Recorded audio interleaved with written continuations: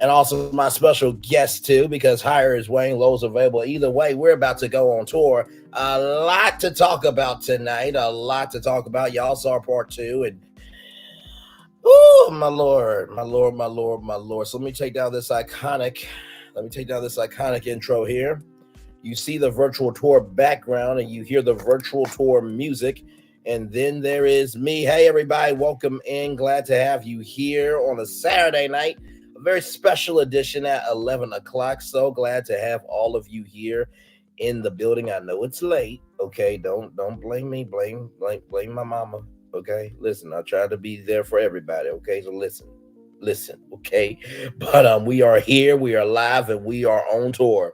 So let's get started, everybody. Let's get started with part 2 of the Love and Marriage Huntsville reunion. So we start off still at AKS Studios in Los Angeles, California. Tisha launches allegations about Keke, and these allegations are that Keke's cheated on Armin has cheated on Keke, and that apparently Keke gave Armin money for a date. Now, truly, I thought that this was utter BS because, Tisha, did you get upset about a pregnancy test that your husband didn't believe or want to believe because he got a vasectomy? And you said at the season finale, if we don't have trust, we have nothing. So you really need to go out. And so, not only that, but when that was said, it was how when the question was asked by Carlos, okay, so, is it true that you gave him money? And, the way she explained it, no. He got money from you. You didn't know what he was using it for, and you ended up catching him later on that day. And Absolutely. You see how everybody that was up there was like, what? Wait, Tisha, you made it sound like it was so bad. And then she tried to backtrack and was like, well, I don't know what happened. So then why say something? Exactly why even right. Your guns to say something if you will backtrack and say you don't know. Right. And I feel like also with that, it proved what we said last week about her rehearsing and how in all the car, of it, because she pulled out a whole dossier. Absolutely right. Absolutely right. A whole file folder full of just pages of what she was going to say. That lets you know that she had an ulterior motive. It was already there. You girl, Tisha. But yeah, let's just go on. She looked real stupid after saying that what she said about Keke and then backtracking. So let's move on. Yeah. And not to mention, too, even Maurice was like, don't bring Armin into this, family repercussions regardless. And when she got played, she was like, I don't know, but she still married him. It's like, Tisha, just take the damn L. You lost that one. You lost. And then Keke saying your teeth is too damn big to be that damn stupid, to be that damn dumb. I'm like, oh my God, call Tisha a trick. I'm like, hashtag they came there to fight, but they are losing. Listen, I'm gonna tell you, Keke was not backing down, and what I found utterly crazy was the fact that Marcel was really trying to make it as though Keke was using them as a storyline. No, honey, it's the other way around. Y'all needed Keke for a storyline. She's been y'all storyline for damn near 3 seasons now. Absolutely. Come on. Absolutely. You don't need Joe. She's got a story of her own, because if she just talks about her sobriety and her journey of you know what I'm saying, her being a teacher, or wasn't she like a professor? She was a professor at the college, first off. Yes. And that's what she got Tisha in at the school. So come on, who's trying to be who? And who has more of the story? Keke. So there's no reason for her to need to use y'all as a storyline, Marcel. Stop it. Absolutely. So y'all need to get a storyline, because y'all steady still talking about her being on drugs. And even when Mel said, listen, I popped up on her, she didn't know. Production was there. I was in the restroom with her. So there was no way that she could have, faked the piss or whatever. Exactly right. They still didn't want to believe it. And still was, oh, well, the test, yeah, the test was wrong. And then Maurice, well, Absolutely. or somebody's lying. No, how was that? Y'all wouldn't believe it. Even if she took it right then and there, y'all still wouldn't believe the results. And also, I do remember Keke stating that she was trying to wean herself off of the methadone. Yes, because if we So I, remember, because if we remember in one of the episodes that she was perspiring at Stormy's guest house, which she never uses, and the air conditioner was broken.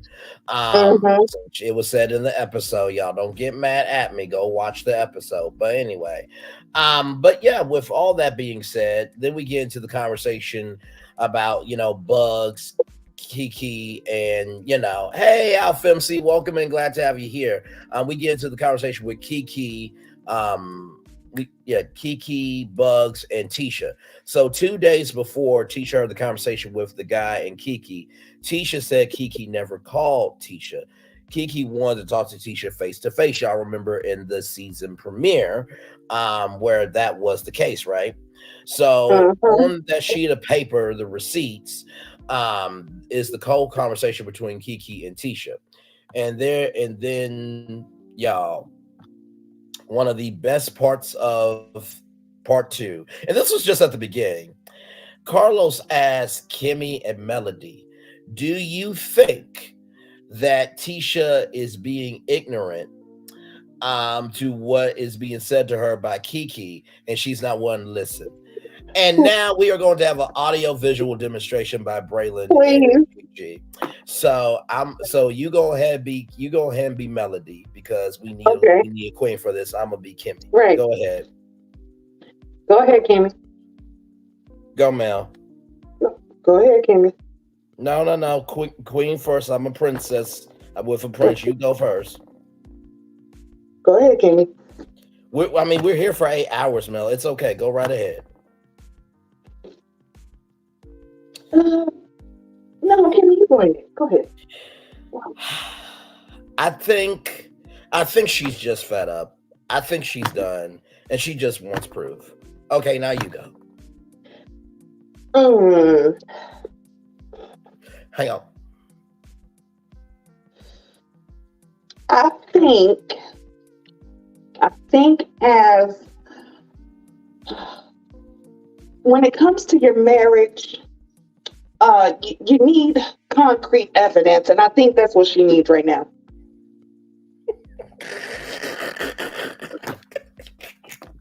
Yo, that was so. By the way, wonderful job by the legendary GG9 there. Hang on, let me make sure I Thank get you, by. There we go, right there. thank you so much, Legendary job. Braylon. Listen. That shit was so damn funny. I'm like, you know what was understood does not need to be explained. And then Listen, as Martell just long as it took them both to go, they was playing tennis with that. They was going back and forth man, like Venus and Serena. Let me tell you, I had the time of my life watching that. I even think I oh my did take it back god, just to see it happen again because I was like, man. that's hilarious.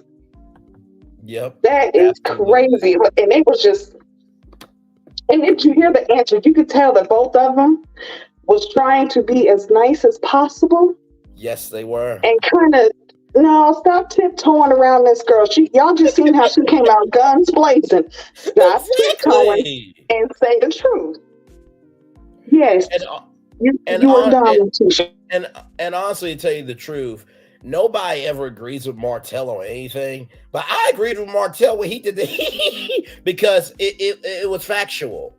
Like the fact that they were ping ponging back and forth, y'all basically Mhm. both believe that she's being ignorant to it, but you gotta say something because the camera's in your face. You Right, know what I mean? Like, really? right. You gotta say something. And as long as it took for them to even think of something good to say, said it all. Mm-hmm. It was what was said. Absolutely. Listen, it was understood. Okay, they didn't have to say nothing. What's understood Absolutely. don't need to be said. That part. That part right there. So then, Keke, saying, knowing the person that she is, why make up something to just ruin their marriage? And then Marcel said to be relevant on TV. Without things coming to me, she's not useful. Really? She's not useful. Let me ask you something. Is Scout useful? with projects? Because don't y'all have a $5.7 million lawsuit allegedly? So are Right, y'all useful? allegedly. And right, I there's mean, multiple lawsuits. That's not the only one. right. And then on top of that, like I said, Keke was the one that got Tisha into the college when she Mm-hmm. first went to school. So Absolutely. evidently, Keke got the sauce. Absolutely right. And like I said, her sobriety journey is enough for her story. She don't need Right. them. They've been Got you. writing off her for almost 3 seasons. Let's call it what it is. Y'all Mhm. need the storyline because you have none. Your businesses Absolutely. are failing. Your quick schemes aren't making any money. And enough money that you make, y'all gonna get BBLs. So, Lord help. But not to mention too, I in my just want this opinion, question. No, no, no, absolutely. I want this question answered. What grown woman is going to allow her husband to go to a bachelor weekend on your anniversary weekend of your marriage? hold on, to Columbia. Let's not forget where he went. He wasn't just in town. He didn't That go part. to Atlanta. He didn't go to Magic City. He wasn't in Vegas. No, he went That to part. Columbia, That part. the brothel capital. Mm-hmm. Come on. Really? Right. Okay. And that just happened to be the weekend that you went to Vegas. And now when you came back, you had to take a pregnancy test. Stop it with the fake storylines. Y'all need to That keep. part. That part. That part right there. Cause I'm just like, really? Really, and as we do talk about Colombia, I have a thumbnail as I often do, for many things, guys. For many, like I said, I've done over 70 clips of this season, and so let me just bring up this thumbnail here, if you'll indulge me just for a little bit here. So Tisha went to Vegas, gambled to gain weight. Marcel went to Colombia and put his chocolate in a curvaceous ball, but everything's okay. Okay, then. I guess. I guess. Just.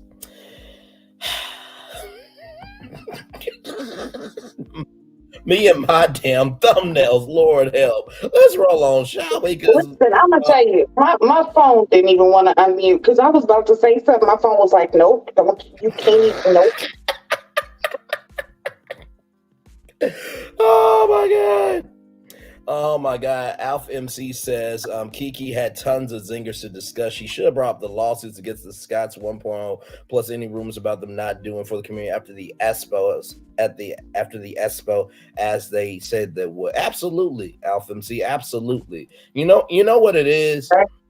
I think it's a fight or flight situation with that cast, because you want to get out clean, but you also want to get back because it's the reunion, right? So it's definitely a fine line. But I agree with you. Listen, if you coming at me, listen, I'll just talk about what the streets are talking about. Absolutely. So no, 100% agreed. 100% agreed. So we get to Crime Stoppers. Of course, the recap of Keke's season happens in the tests, and of course, the lovely Gigi9 talked about that. But here's another thing, though, right? So Carlos talks about the drink being thrown at Tisha, and Carlos says, and I quote, "When Melody threw a drink on Martell, we said, 'Bitch, go ahead.'" I'm like, this actually aired on national television.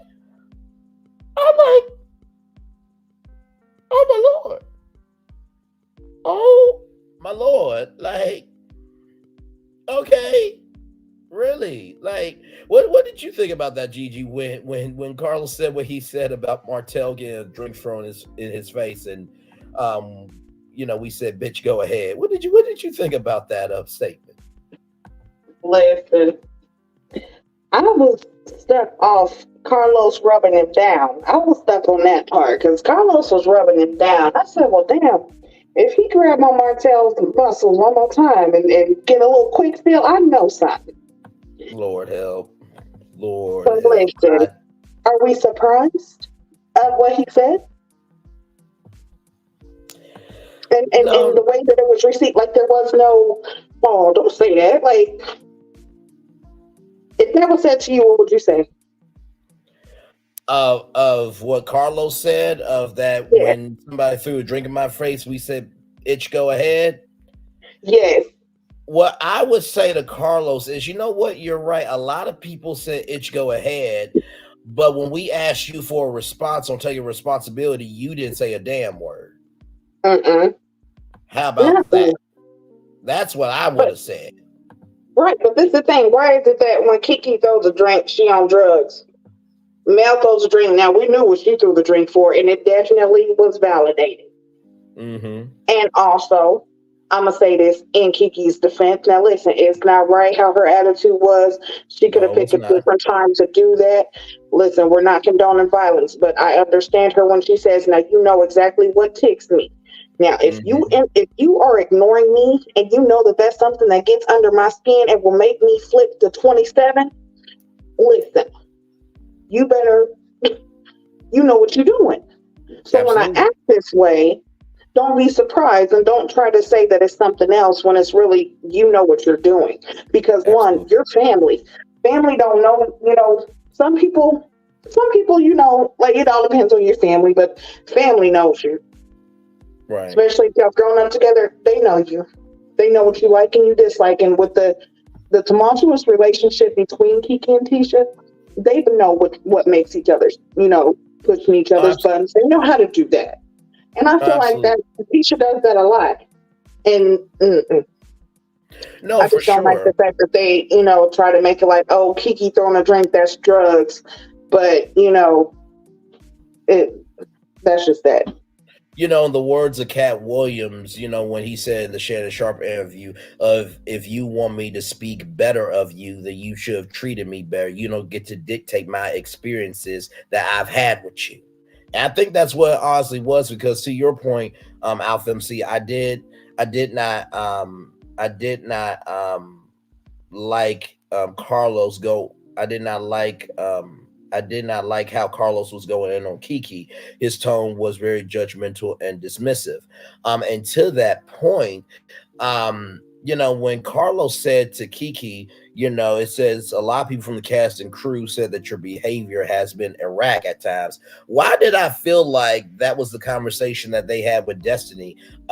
Viewers are saying you're not showing your life, you're not doing this, you're not doing that, and then she was off the show.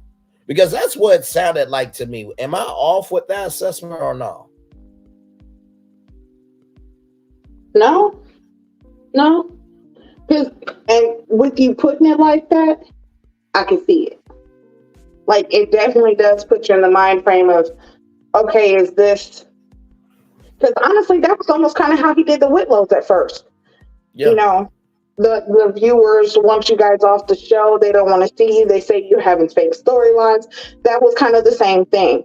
But of Mm-hmm. course, the Whitlow state. And the thing about it is, they've been talking about Keke sobriety all of this time.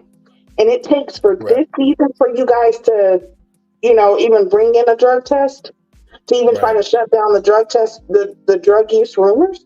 Like you guys have waited so long and now you're acting like, oh my God, Kiki's on drugs. And no, this is something I didn't like. You brought up the Crime Stoppers, but Mm-hmm. not once did you say she has not been charged That and part. there's been no no charges filed against her. She's not been locked up for this. None of it. It was Absolutely. almost accusatory in a No, way. absolutely right. And not to mention too, when the conversation came about the barbecue, and that Carlos said, at the barbecue looked like you were on a mission. And to Tisha's credit, she did not speak to you when Keke said, "When I'm ignored, I'm triggered." And then Marceau said, "Well, try to ignore her, babe." That was just like, okay, Marceau, really, dog, really, you.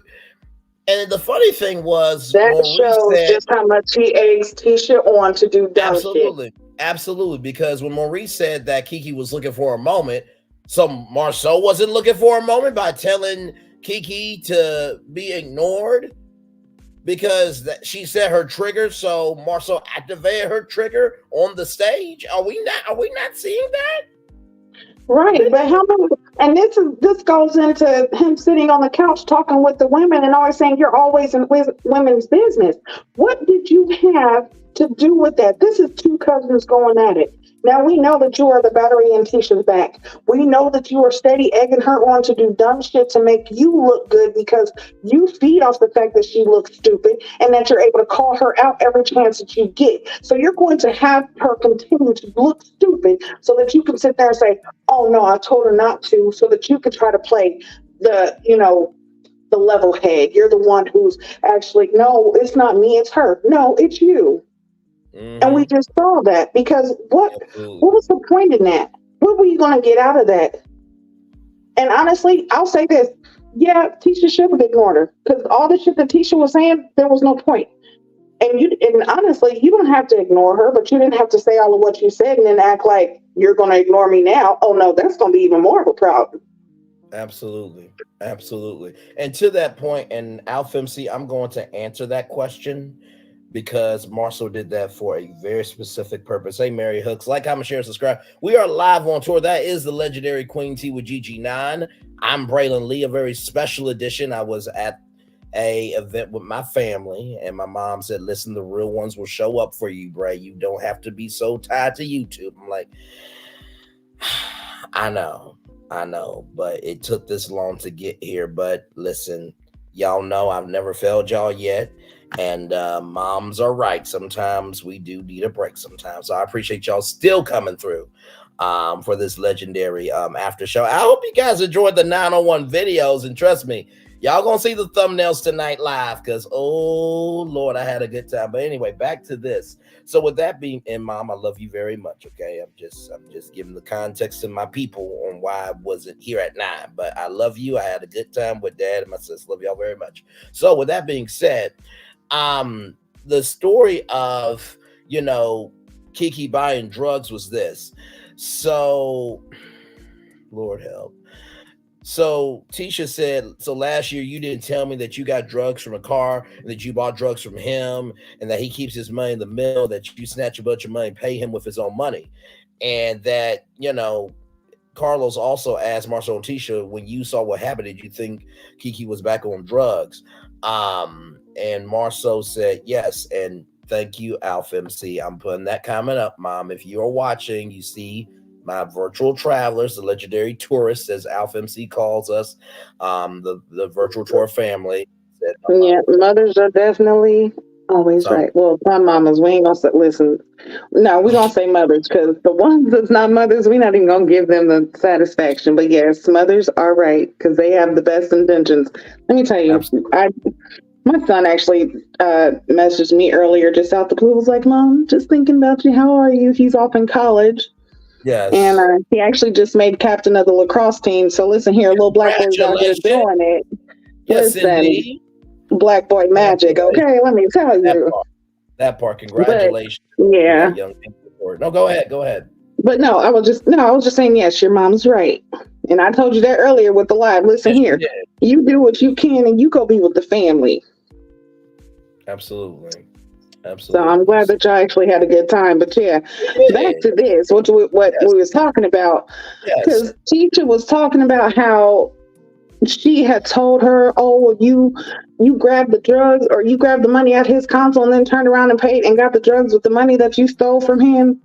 And Alpha MC, you were so right, because I was wondering the same thing. Why did Marcel pull out this $100 bill like he was going to snort a line of cocaine? Now, hang on one second, because that's where we get to, right? Because the time frame of when this happened, Marcel said it happened in 2021. Now, isn't it interesting that he pulls out $100 in front of Keke's face at this reunion? So he pulled out $100 bill at a reunion, but couldn't have $100 at Expo for a fee. Listen, that was probably the $100 he was trying to get from Stormi. Marcel, your game has been seen, son. But listen, he didn't just pull that $100 out. If y'all didn't see, that nigga started rolling up. He started rolling that shit up, okay? Oh, Lord, I don't like using that. Listen, but he's a ninja. Listen, that he did. started them edges. He started rolling. I said, "Oh yeah, this nigga, he snorts. He does something." And there's already been accusation. Listen, okay, we're gonna say allegedly, and then we're gonna say in my opinion, but there has been some talkings that him and Tisha have been out there on them drugs. And there has also been, allegedly, we're going to say Tisha is a klepto. Her and Wanda, kleptos, got records for being kleptos. So y'all throwing all of this mud on Keke, but yet just know that the same mud that you throwing on her, you tracking your house. Lord help me. So yeah, that didn't make no sense. And then did you see the part where Marcel was steady talking about when they was talking about the lock, and she's like, I don't know what you would need with a lock. And Marcel said to take it back so you can get the money for drugs. And she said, well, how you gonna take it back without the receipt? She told me, you take it back, you go get a gift card, and then you do. I said, he know a whole lot to not be out here because he gave the whole thing. Exactly. And then Tisha said every hustler. No, I'm like, does that include you too? Does that include you? Right. So like, I couldn't do it. So I was feeling it. Oh, absolutely. Then Kimmy with her 2 cents that she didn't know if Keke was on drugs, but when she came around the corner, she was jittery and super sweaty, everything else. And Uppity, I think a couple of other content creators, but I'm saying Uppity because I remember her video very specifically, where Kimmy was grabbing and holding Keke very aggressively, when really it should have been the other way around of just letting Marcel being handled. And it's funny to me because when that $100 bill came out, Courtney should have dropped down $1,000. I'm like, oh, you got the 100 now. Here's 100 for you, and 100 for you, and 100 for you, and right. You get 100, you get 100, and you get 100. Exactly. And then go to the camera. This is for all the viewers. There you go. There's $100. You take it. No, take it. Take it. You got it. You got it. Because honestly, I'm like that was a really cheap shot. That was a really, really cheap shot.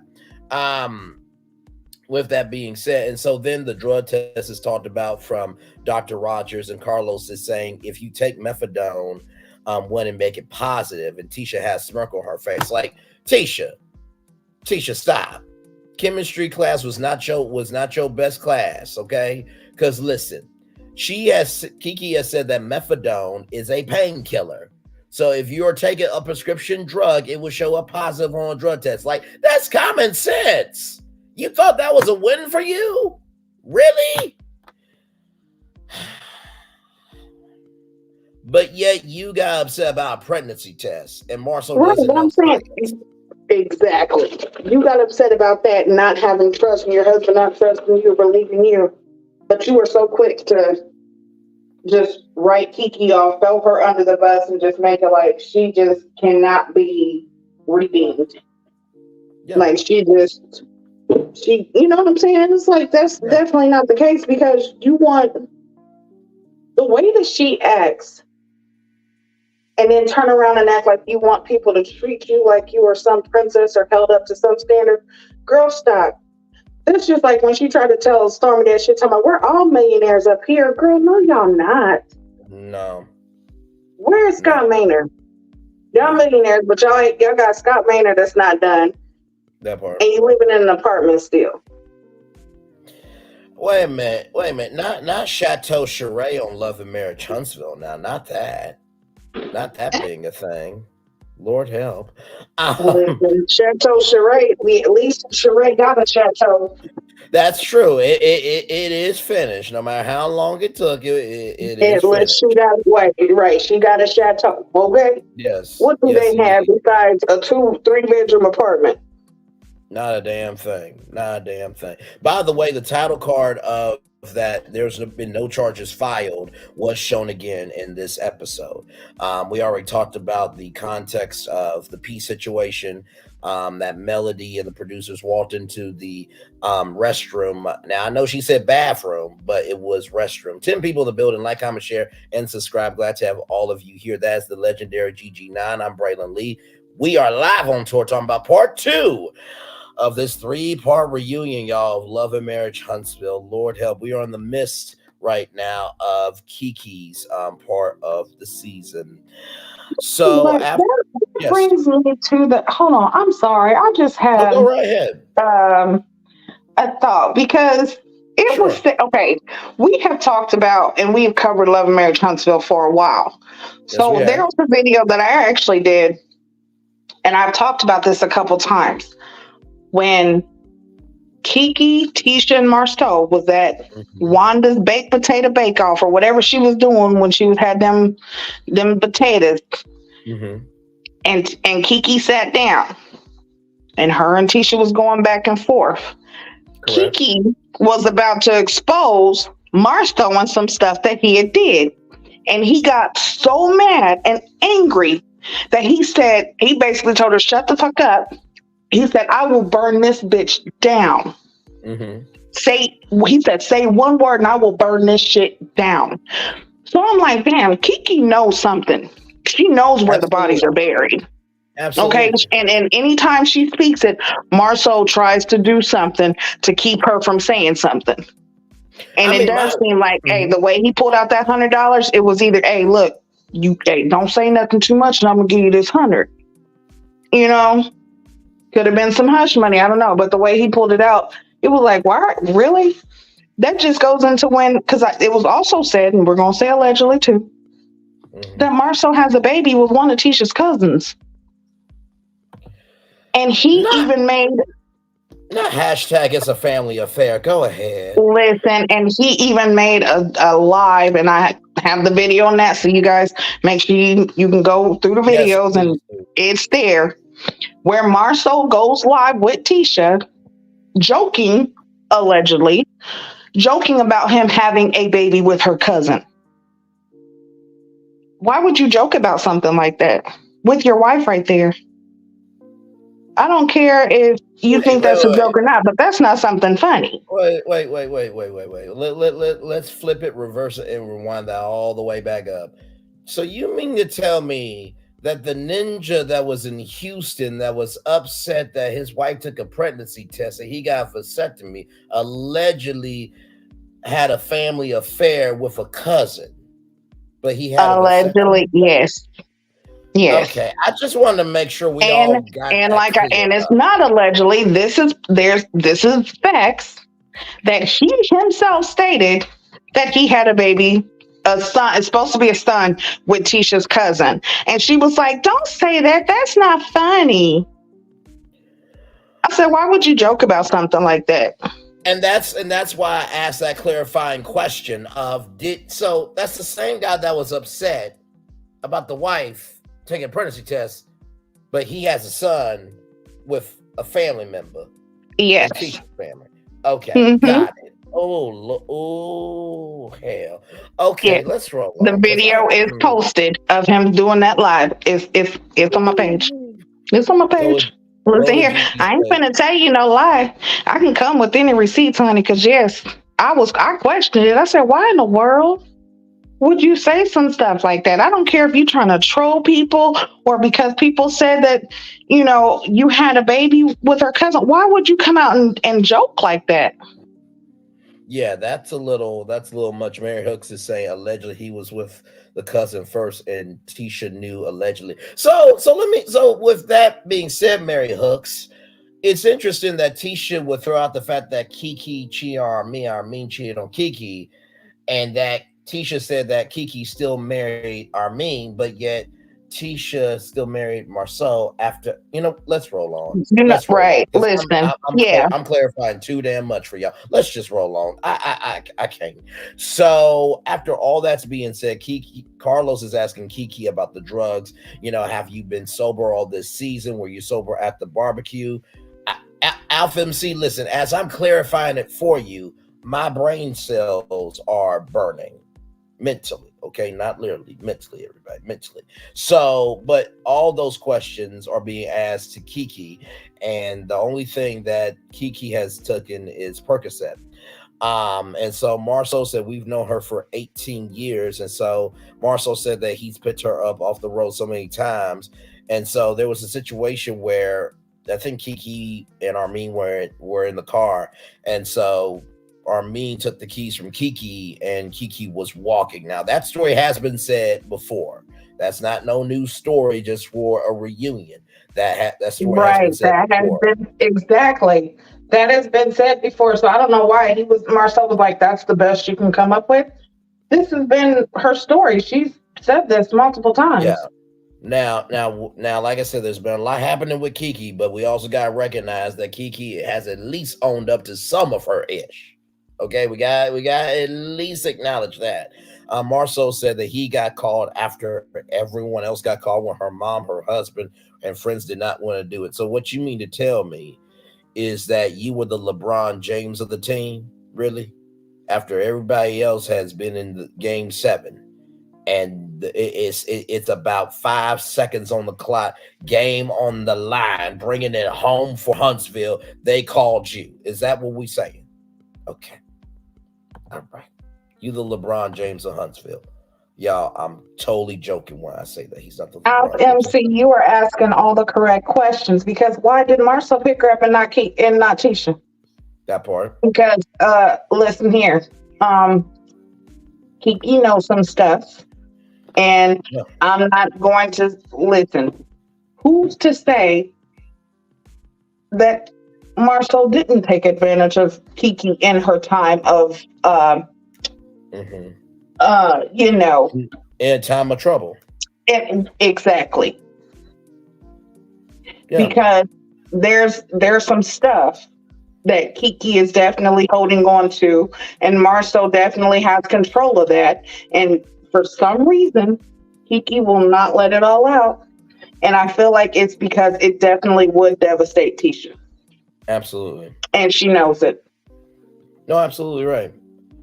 Yes, in the words of the legendary Chit Chat. Ooh, child. I can't do it like her, though. There's only one Chit Chat with QT. By the way, like, comment, share, and subscribe to her. Also, right. Swamp Talk, also, by the way, Swamp Talk with Louisiana Chick 318. Y'all like, comment, share, subscribe to her. She is just getting started. I was there before coming on here.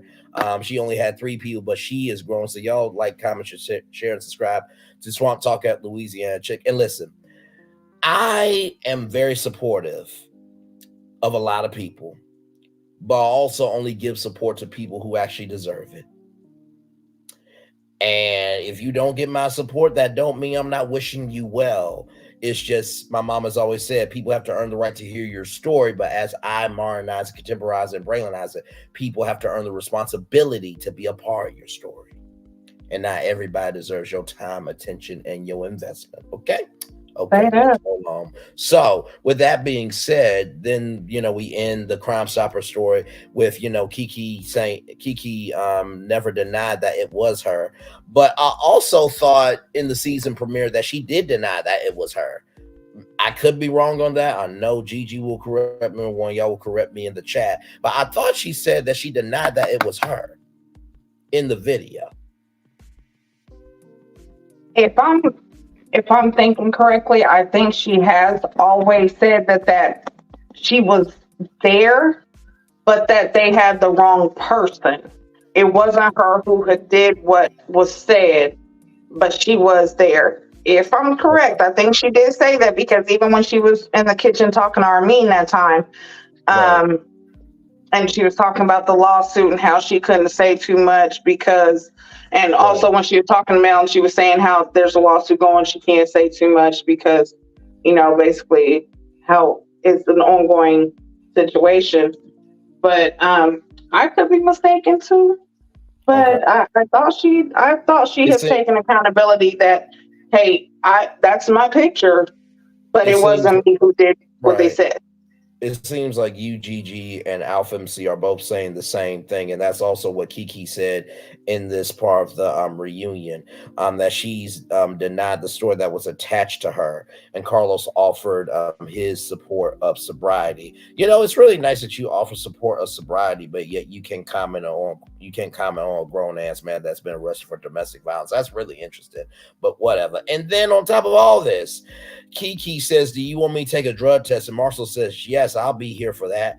Now, if there could be a paternity test, Maury style, on a Bell Collective reunion, y'all could take time out to do a drug test on a damn reunion. Okay? listen.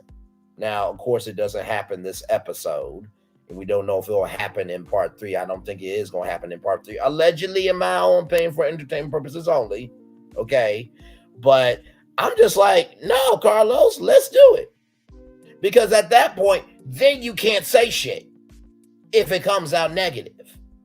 But hey, that's what I wanted. This is my whole thing. If you're going to sit there and talk and bring up the whole drug test and her being, accused of being on drugs, and even given a space where you're questioning if the test was, the validity of the test, why wouldn't y'all have a test on hand? Test her right then. So that way it shuts everybody down. It shuts down the rumors. It shuts down the questions. It shuts down all of it. So next season, the Scouts are going to have to come up with a new story. Exactly. But how much you bet? Season comes back, they're still going to be talking about Keke on drugs. Absolutely. It should have been shut down, and I feel like that should have happened. There's a lot of parts of this that I feel like Carlos dropped the ball on, because of course he didn't say anything about the revenge P. At least he hasn't so far. I don't feel like he's going to do it next episode. So I just feel like it needs to be discussed. Like Absolutely. Don't pick and choose who you're willing to dive deep into their life. Don't pick and choose who's worthy of that, and then shying away from others and coddling them. That's not right, because they're all grown-ass people up on that stage. Absolutely right. So here is this thumbnail for this first part of the reunion. Letitia Scott, you and Marcel came there to fight. It's just round 2, and Keke is not missing at all. Hashtag boxing combinations. And Melody, I am right there with you with your facial expression. The hell going on here? Because, y'all, if you look at the thumbnail, now listen, I'm not saying I'm gifted at doing thumbnails, but I throw down with thumbnails. And if you see Melody's reaction, that guided this thumbnail. I mean, really. You know what I mean? You see Keke saying, let's go right there. So I just... Right. Oh, Keke was ready. Listen, Keke was ready, and I feel like we should have been ready for her. Absolutely. Alpha MC says, I just didn't like how Little Leprechaun, the Scots 1 on drag Keke during this reunion. Well, you know what? I mean, at the beginning, middle of the day, like, we're dragging them for Keke, so she's getting her lit back through us. And honestly, too, God has always said that he prepares a table in the presence of your enemies. Sometimes that table is prepared by using other people, so you don't have to really work in the field. And my mom, she said this before. She said sometimes God will give you blessings that other people worked hard in their field and just then gave it to you. So that's what's happened with Keke. Because honestly, to tell you the truth, Keke has owned up to more things than Tisha and Marcel. So, you know what I mean? So, allegedly, if Letitia said Keke and her husband cheat on each other, I hope that one of the younger children, not for Marcel, allegedly. Oh, okay, Mary, you are hooked in tonight, aren't you? Okay, then. Glad to have you here. So then we get to Tiffany, Chris, and Nell Fletcher. So Tiffany and Big Lou are there, and Chris and Nell Fletcher are there. And so, there's an exchange of, are you ready for the hot seat? And Tiffany asks Carlos, am I ready for your hot seat? And Carlos says, are we ready for your hot seat? And then, Chris Fletcher and Carlos dance, because apparently Chris Fletcher gives George Jefferson energy. And these two do a dance that I feel like should be a meme. And Carlos really gets down on this. I mean, and so now does her legendary laugh. And, Carlos... You know what? Don't listen. Hold on.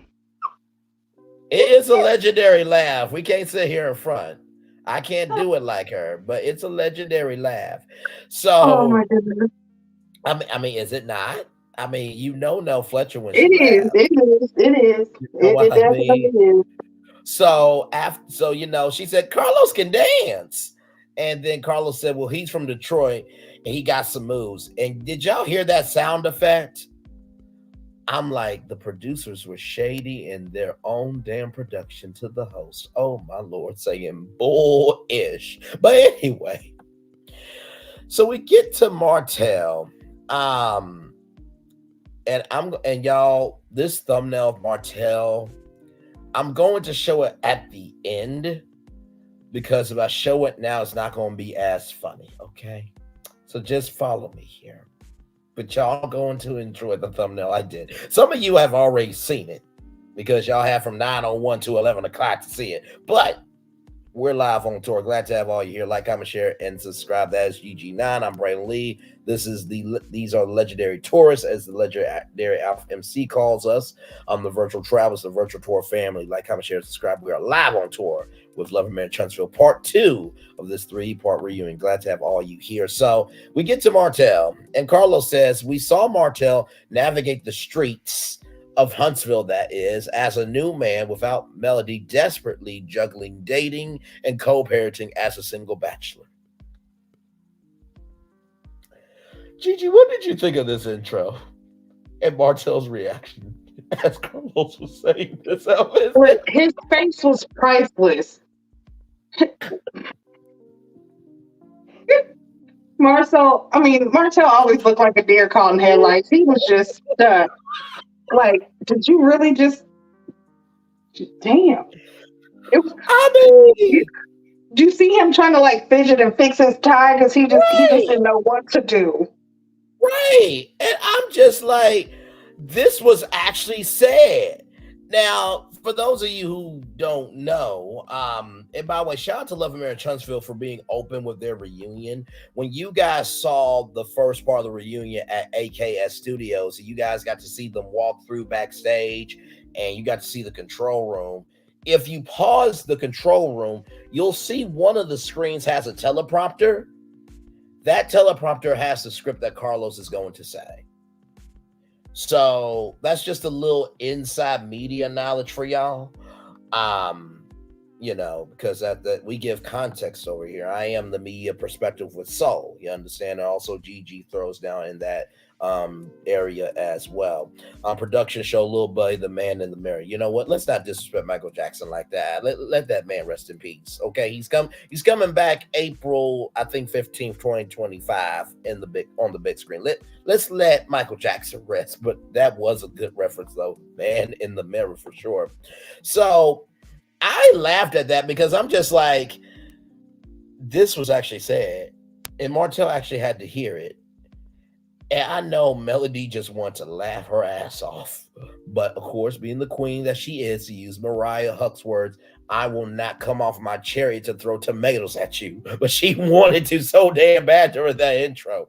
So after hold on, quick question. Yes, sure. Because listen here, I know you know movies. Mm-hmm. Okay? Yes, I do. Now, I have given this reference about Martell, and I don't know if some people really know because they might not be into Marvel. I love Marvel, okay? Yes. Did you see Captain Marvel and the Skrulls? I think Tell me that don't look like Martell. You know what? In the words of Iron Man, I love you 5,000, and let's roll on. I cannot. We are live on tour, y'all. Yes, indeed. Live on tour. Listen.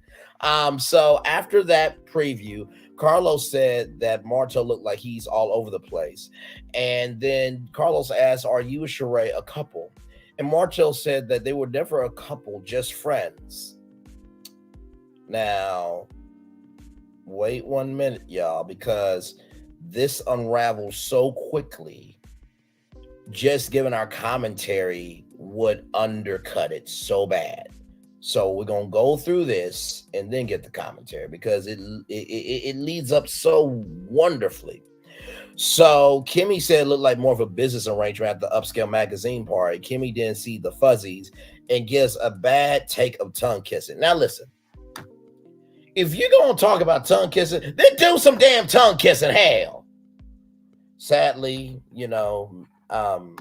I was not there to help give that audio visual demonstration to Melody Cherie Lee, because otherwise we would shut the whole stage down. But that's neither here nor there. But the point is, that was a horrible take, Kimmy. That was a horrible take. You know what? Did Tisha bring her puppets from last season to give her company for pep talking herself to Hold on, be on that did you see stage? when Marcel tried to kiss Tisha and she said she pulled away and said no? Yes. Oh my God. Yes. Yes. So when that, let's talk about, because when all that was happening, of Martell saying, you don't show public displays of affection. Martell said people just don't walk around and kiss and hold hands, and Melody's face is like lies. I'm just like, sir, you do when you love somebody. Like it. Let's just say that Right, I was me and thinking the same thing. I'm like, really? yeah, Like, exactly. Let's really? just say, let's just say that me and Melody were married, and she was on Shark Tank, and we having a big swap. We having the Seventh Avenue activate the Joy Soiree. Nice title, right? That's why I do business mind here. And let's just say me and her are married. Do you not think Braylon Lee is not going to give the best damn speech ever? Okay, y'all can all give y'all speeches about how great she is, but I'm the hubby. Y'all don't think I'm not going to throw down and showcase how good this Seventh Avenue is going to be all over my face? Hell yes. So, Martell, you can shut your ass up with that. You was stupid for that. Just stupid.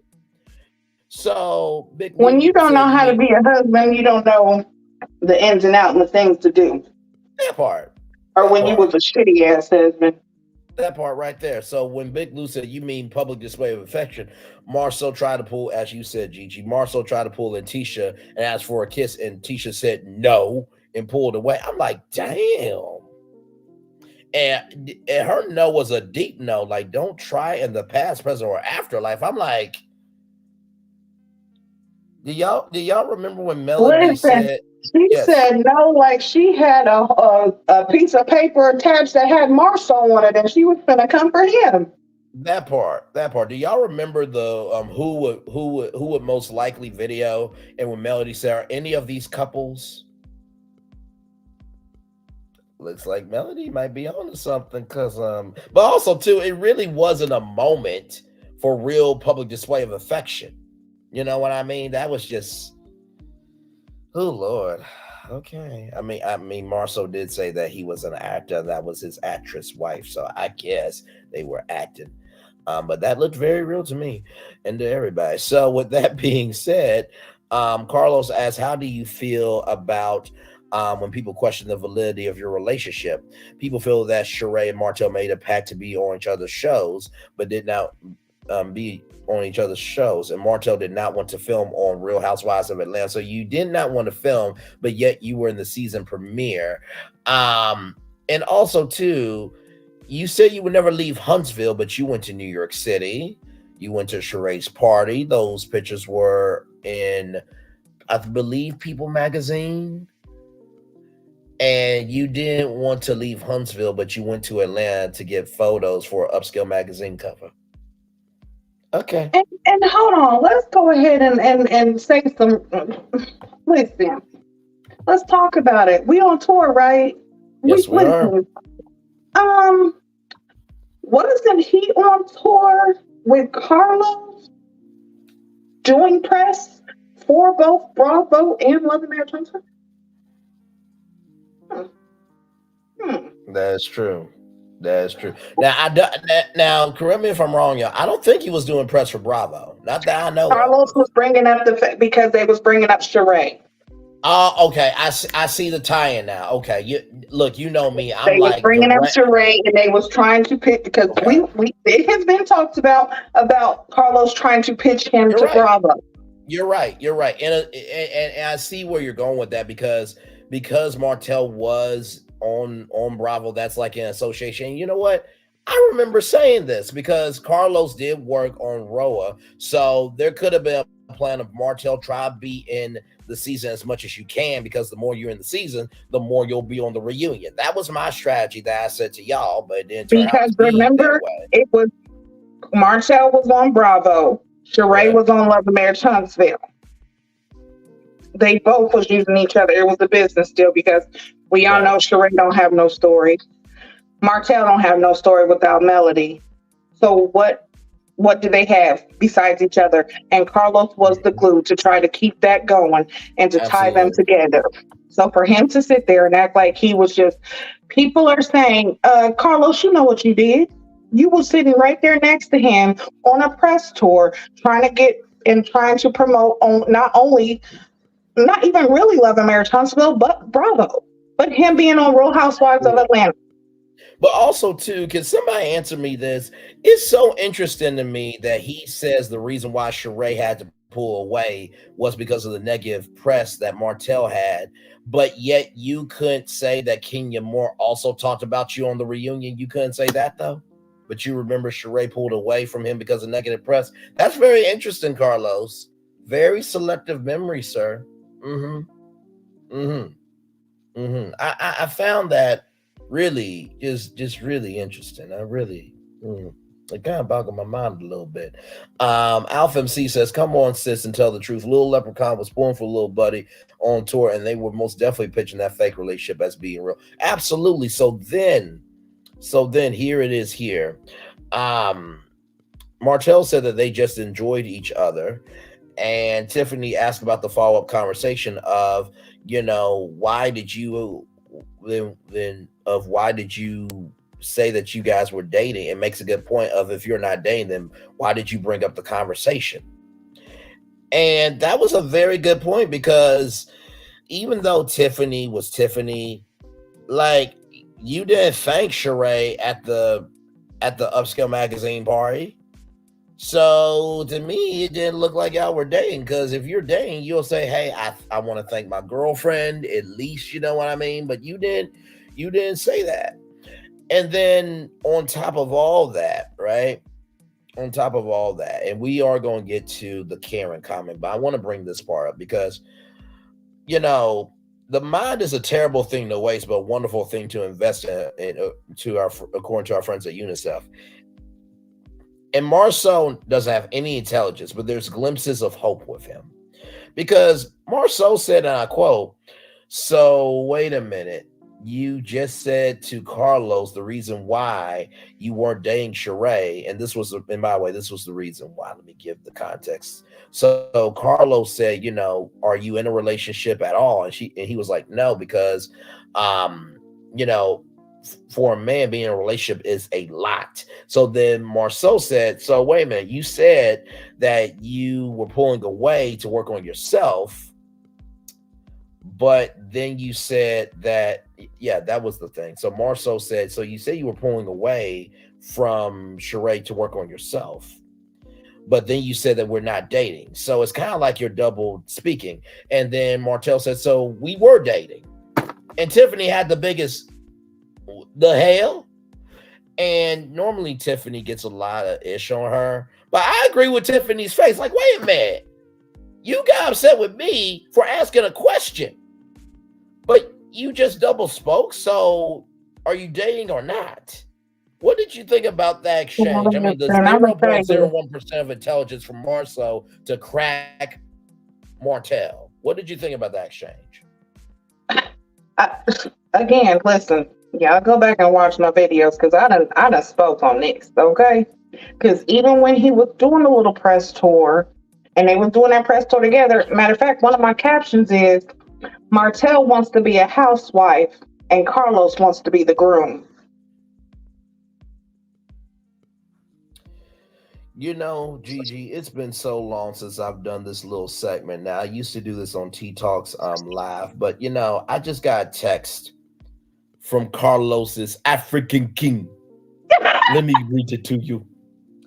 "Hello, Braylon. It's been a very long time, brother. I've seen the success of your channel, and I am very proud of you. You're doing better than my husband. Doing much better, and should actually be having a contract reform. But you did not hear that from me.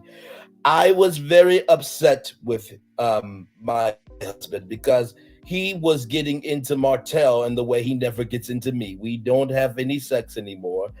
He doesn't crown me. He crowns Martell. And they play cops and robbers, allegedly. I am very pissed off. And I've been meaning to text you for a while, but I just could not contain myself. I want you to know that me and Carlos are in separate bedrooms, and we no longer have a relationship because the fact that you could touch another man, but you cannot touch me, pisses me all the way the fuck off. Love you, Braylon, very much. That was a text from Carlos's African King. That Well, just came hold through on, my phone. Hold on, Braylon. Text him back and let him know because I said something about that too. And What did you say?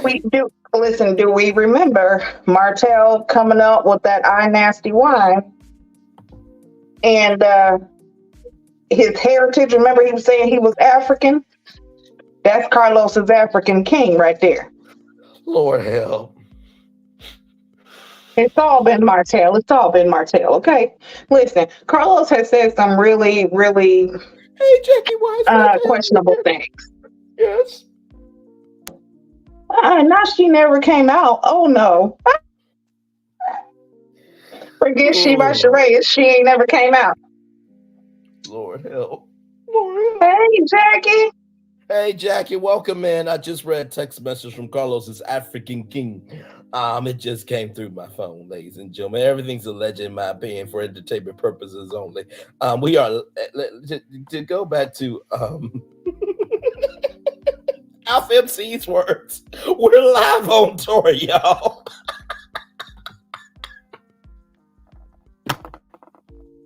Oh, this damn show. Lord help. Anyway, I love y'all so damn much. I really mean that. Lord.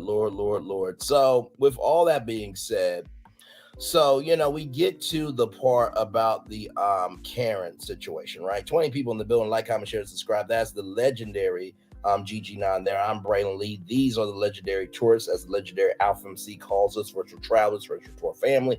We've been on the highways and byways of part 2 of the Love and Marriage Huntsville reunion special. 3 parts. This is part 2 for 1 hour, 2 minutes, and 47 seconds. Like, comment, share, subscribe. Glad to have all of you here. So now we're with Tiffany and Big Lou, and they're talking about the Karen comment. For those of you who may not remember, after that party that happened, let's see, I'm just waiting for y'all to talk about that slick wink that Lil Buddy gave Lil Leprechaun. You'll have to give us context here, but we'll probably get to it here in just a second for sure. Y'all remember the conversation that Tiffany and Martell had? It was supposed to be for Martell being a grand marshal for parade. I think the meeting happened at Black. So Martell was big mad at the conversation, even though they weren't dating, him and Sheree. And so Martell said that he was going to check Tiffany by getting Big Lou. Lord help. And so the laying the P question was brought up again. And so, Tiffany said y'all weren't dating, so it didn't matter. Martell said it was very inappropriate. It wasn't like he was about to marry her. But Martell, didn't you say that you were manifesting for a marriage, though? I thought you said that, though. Do you not remember the season finale when Melody had that purse with the brass golden knuckles on her purse? To use as a weapon against your ass if you want to act a fool, not act a fool, but act a fool. Y'all play y'all game out in public too damn much, bro. Like, you said you were manifesting for a marriage, but yet you weren't marrying Sheree. So what were you doing with her? It was a business arrangement, as we all believe. So, Big Lou said that Tiffany said that part, G baby. He likes to hear himself talk. Absolutely. Even idiots like to be heard. So anyway, Big Lou said that there were some things that Tiffany said that was pretty spot on, but other things she added a bit. And Martell asked, so does he deserve an apology? Martell, you asking for an apology, but yet you are doing things that don't deserve that, but yet you're doing things that don't. How can I put this? You're asking for an apology from somebody else that you used to check a grown woman, but yet you can't apologize for the shit that you've done to your own ex-wife? Really? Is this what we do? That part. Is this what we're really doing, bro? Okay. All right. All right. So Big Lou says that it should not have taken two men to sit down with one woman, and then Marcel said he did come at you pretty aggressively. I didn't like the way he spoke to you, and you were co-signed the shit, Marcel. And even Big Lou and Tiffany was like, "Oh, how things have changed." Marcel, no.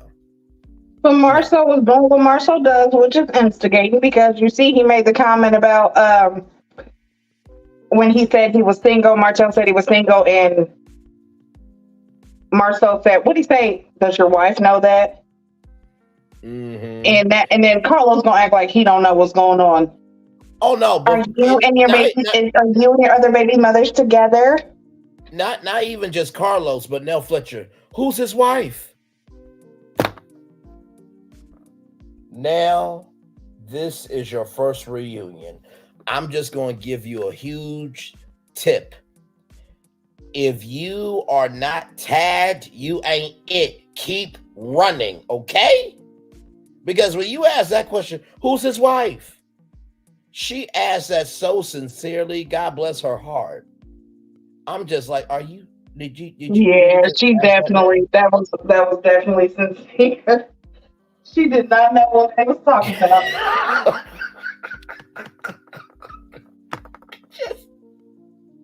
And I know Melody couldn't say nothing, but I can only imagine through the break. It's like, now, did you really have to ask that? No, I was really wondering who was his wife, though. Yeah, and then Marcel still dealing with you. Then Marcel still instigating, talking about, well, does she know you're single? Really? And Mel was like, I was waiting for that. Yeah, here we go. No, yeah, he's lying. Yep, he said, thanks, Marcel. I'm like, Lord help. Lord help. Remember, y'all, we are on tour for damn sure. Honey, when Nell said that, I fell out. I fell out too, because I was just like, no, she, one thing to know, two things for sure. Nell is sincere, okay? She don't play. She was, as beautiful as she was in that gold dress, she was like, who was his wife? And I'm just like, so Cash, y'all ain't gonna let her know what's going on? Yeah, y'all just gonna let her be deaf, dumb, and blind, huh? Okay, this what we doing? To use some words from Denzel Washington. All right, okay. Pelican Bay ain't got nothing on me. Is that what we doing? I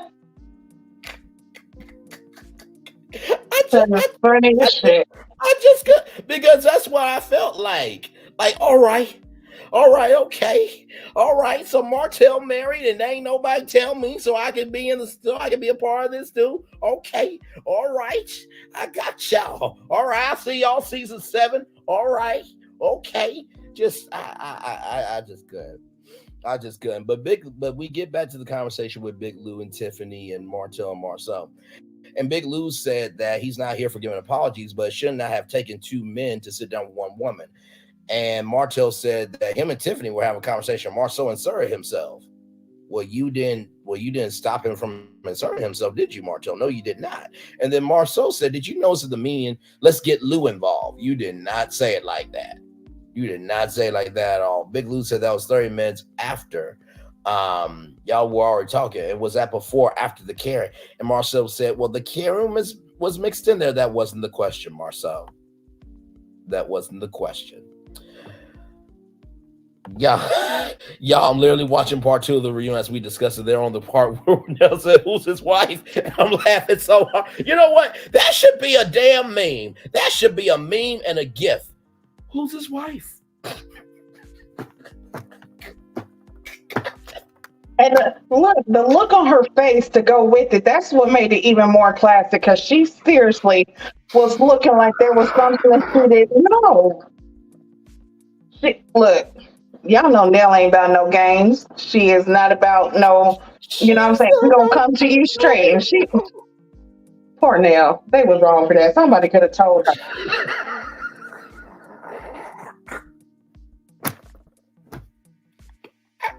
You know what? Thank God this wasn't in front of a live audience. Thank God. Who's his wife? Now, right here. Hey, Braylon Lee here. What ain't you? Wait, isn't she Melody Cherie Lee? Yes, I know, but to make sure that everything's okay, I'm in the audience because guess what? Martell don't have the balls to come in the audience because that means that's another lawsuit. So I'm setting up circumstances for her to be great. But if I need to handle things, please understand that seat from Carlos will be taken. I will be handling shit. But in the meantime, between time, his wife is the baby mama that broke up the marriage. You know now, y'all tried to counsel them, and he just kept eating coleslaw. That's it. That's all. Kaput. Here's on. Braylon, we know that you're Melody's husband, but will you shut your ass up? I'm sorry. Nell didn't know who was his wife.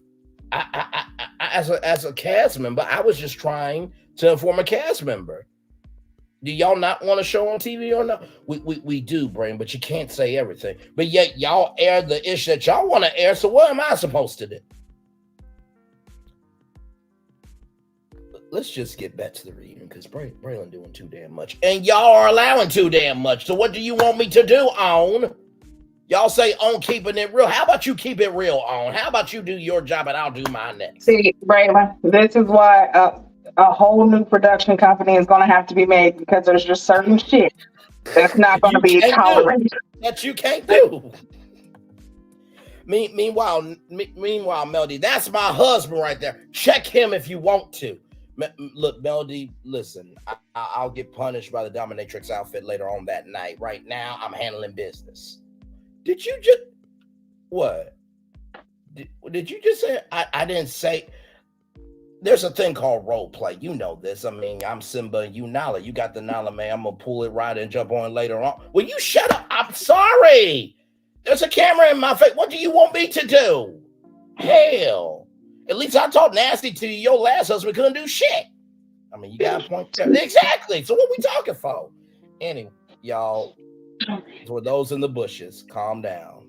This is a Braylonization. That's a dramatization and Braylon combined together, okay? Let's just roll on. Remember, y'all, we're live on tour, okay? Listen. So with that being said, Tiffany says it bothers her when she is called a Karen because she's the closest to Caucasian on the cast, and she was raised by her white family. Tiffany, I don't know if you know this, but you are full in the front and you have curves. You know, you got some blackness in you, sister. It is what it is. Now, there are some thick white women out here, but thickness comes from black people, okay? Let's just get that damn straight, okay? This is coming from a thick expert or a thick spurt. Okay, just gonna say that. And I think the Thick Olympics should be happening on HBO Max, and I should be doing the opening ceremony. Just a thought there. Okay, just a damn thought. Anyway, let's roll on my damn self-promotion ass. Anyway, so when we talk about this Karen situation, Tiffany doesn't know how to take it from that side of the room. And Martell said it was negative. It was negative with a grin. I'm like, you know. So you're grinning about a stereotype. That's a real stereotype. But yet you run away as a victim with the ish that you did to your ex-wife. Yes, a thickness expert or a thick spurt. Yes, a thick spurt. Yes, we're going to have the Thick Olympics on Max, and it will be streamed live on the Oprah Winfrey Network. I'll do the opening ceremony. Jill Scott will be performing at the Thick Olympics opening ceremony. Okay, listen, and there'll be a private there'll be a private performance that won't be on Max or on OWN because that stage ain't gonna be big enough for what me and Jill are gonna have to do. But that's neither here nor there. Let's just roll on. My ass is saying too damn much. Anyway, so like I said, Martell said it was negative with a group. And Marceau was like, "Oh, so we're just people now? Really, Marceau? You're offended by you being called people? Wow, that's a lot to be offended by when you've done other things." So then a definition of a Karen. It probably would have been better if she just would have called him by his legal name, which is scammer. scammer, Marsha, bitch, which Whichever one you want, right? whichever one you want to do, he and answers to them. he answers to them all, like you said. And honestly, to tell you the truth, I feel like Stormi has evolved in her lit backs because she could have interjected at any time, but she's like, you know what? He's showing himself why I call him that, so I'm just gonna let the case be shown to all of y'all. And Stormi, for that, you did a good move right there. You did a very good move. But even if you said something, feel like they always doing that, because after the conversation that they had on the couch, where he was out there with the women for whatever reason, but still, after it was talked about, then it's like after that you're seeing just why that was even said about him. Exactly. But you know why he was out there with them, right? Because that was the pilot of the new edition of Nightcap that's going to be airing January 20th at 9/8 Central, immediately following part 3 of the Love and Marriage Huntsville reunion. Only on Only here, hashtag on Keeping It Real. You know that. I showed y'all down the first thumbnail. Yep. But come on now, listen. This is at what point is he just gonna go get the gender reassignment? Because at this point, he's a female. I'm turning off my camera for a moment. I need a moment to my damn self. I can't. Not gender reassignment. Okay. I'm good. I just need the camera turned off just for one damn moment. I cannot. So with that being said, a definition of a Karen is provided by Marcel. And so Marcel said a Karen is somebody who's over opinionated and who puts opinion over others. And Tiffany said that, we weren't saying that you were looking in the mirror. And that Big Lou said, so you could be a Karen. And Marceau said he doesn't put his opinion off on other people. And y'all, the biggest split screen of Tiffany and Big Lou was like, what?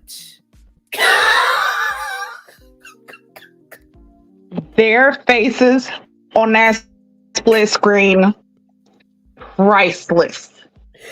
Let me tell you, the facials on this reunion period have given life. Mm-hmm. Yes, they have. Listen, even if they ain't saying nothing, you can look at their face and just tell they saying, motherfucker, please. Absolutely right. Absolutely right. And then Marcel says, tell me a time when I did. And the silence of you saying bullish was loud as hell. Even Melody was like, really? Really? Right. Everybody was like, we have been watching the same thing. Like, we're all watching. We see the same thing. Are you serious? And then did you hear Martell say, oh, well, he can't be a Karen because he's not white, or basically you have to be white? Mm-hmm. Really? Okay, that's fine. White people are Karens, but trust and believe there are some Keshas.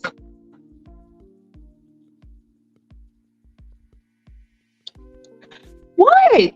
Listen, I am all about the truth, because them. You're like, why are they acting like Dunkin' Donuts at 7:00 in the morning? I gotta get. I don't have. Not Keisha's. I mean, yeah, that was very well done by you for sure. Lord help, I cannot. And not to mention too, like Martell, really, civics wasn't your best class, was it?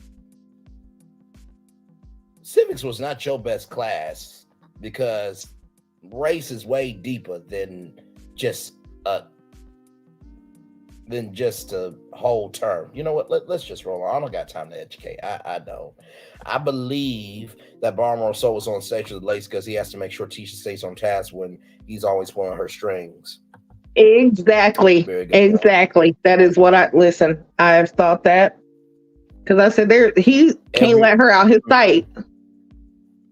Absolutely right. Everyone in the audience was like, Ilka, where? When Barham Soul said he wasn't a Karen. That moment was just like priceless. I'm like, are you serious? Name a moment where you've and hold on. The way that said, you got to say it the right way, because they was like, nigga, wait, like wait, hold on, wait, nigga, wait, where? Say who? Where, Sway? How? Wait. Wait. You don't have all the answers, Sway.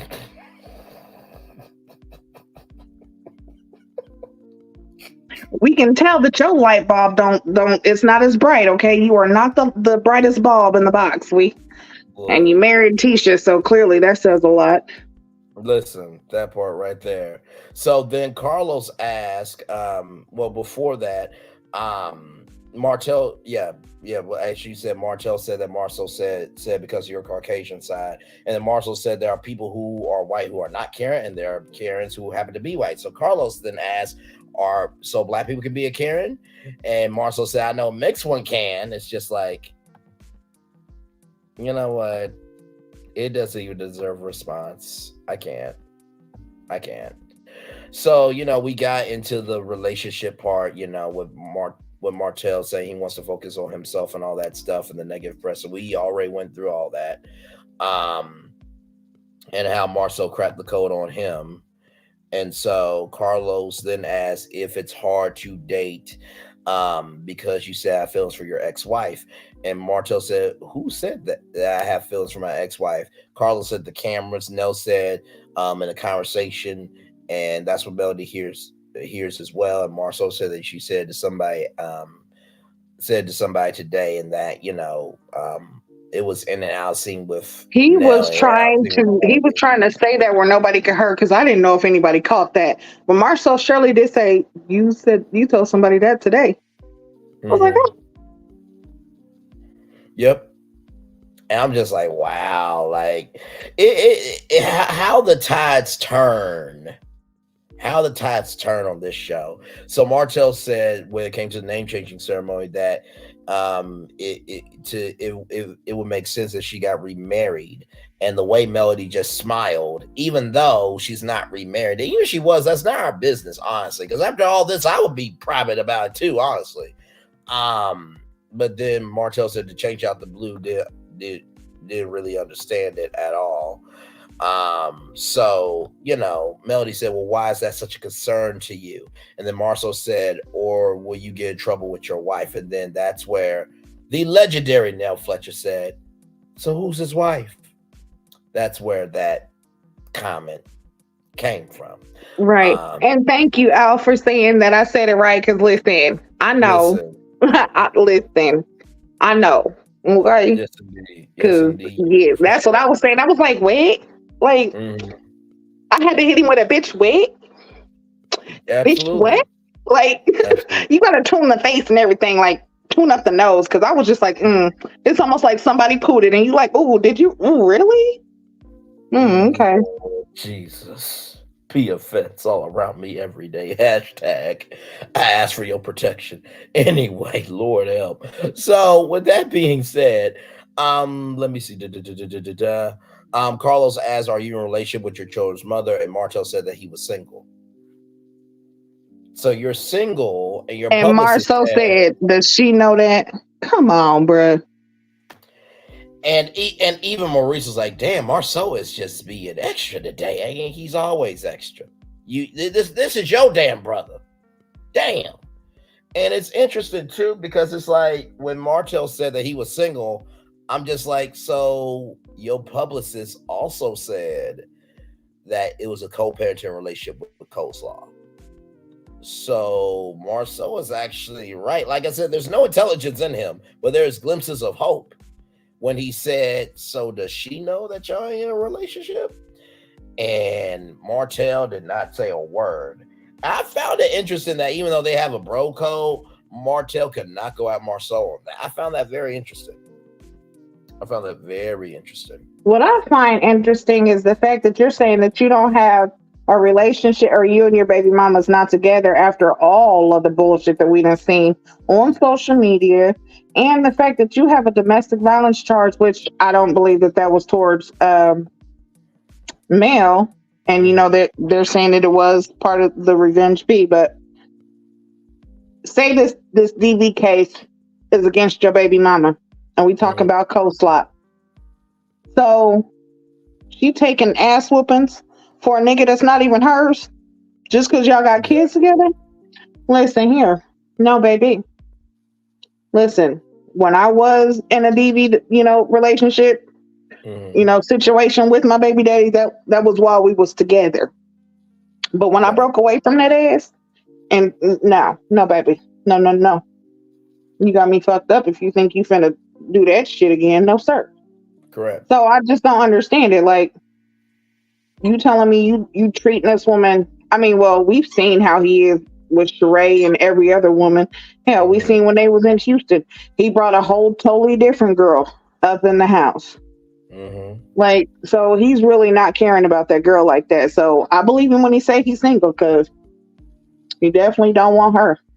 No, absolutely right. Absolutely right. And so when Carlos asks, does it hurt you when she's with the kids?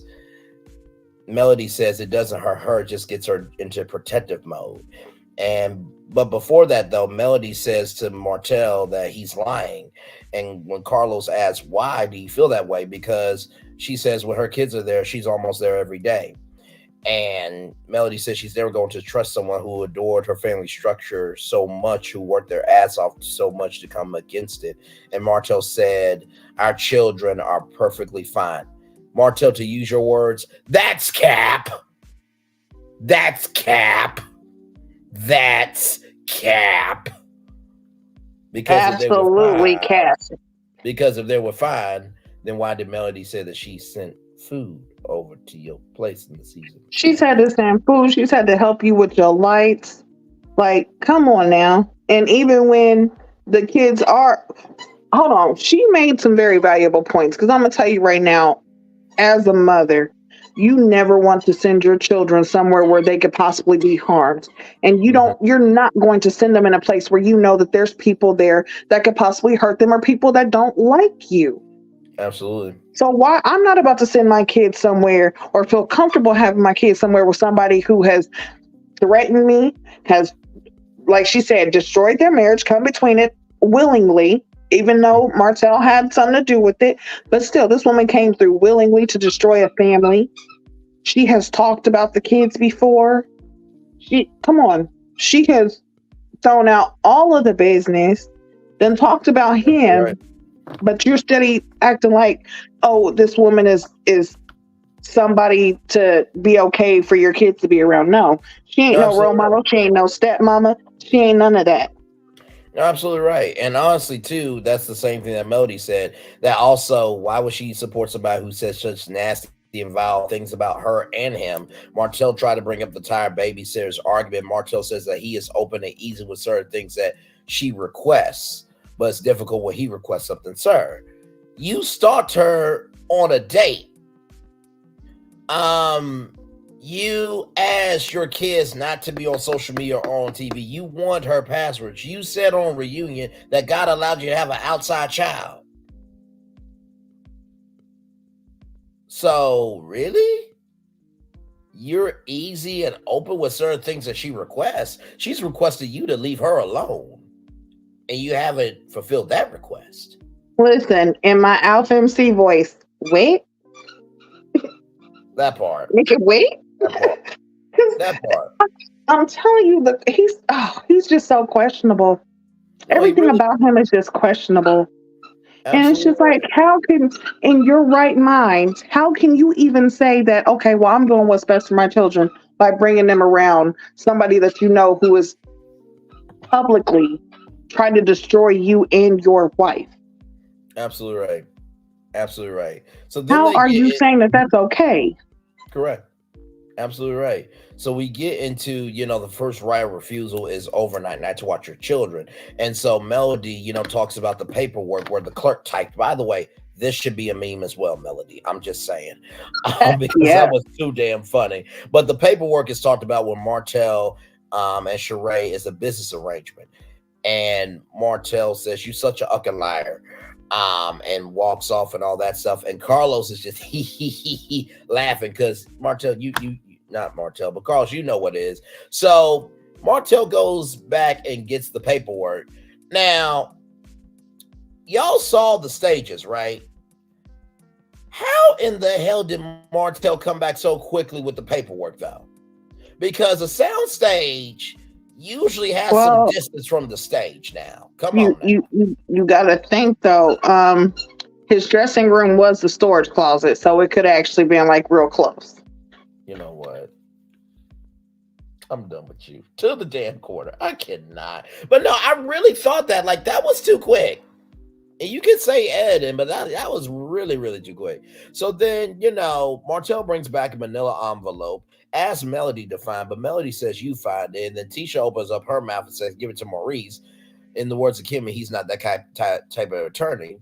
And so Carl says this is too much. And Martell says Melody is a liar. Melody said that she would go get the transcript by the time this airs. And Melody said those are the documents he has sent to bloggers to talk about the children.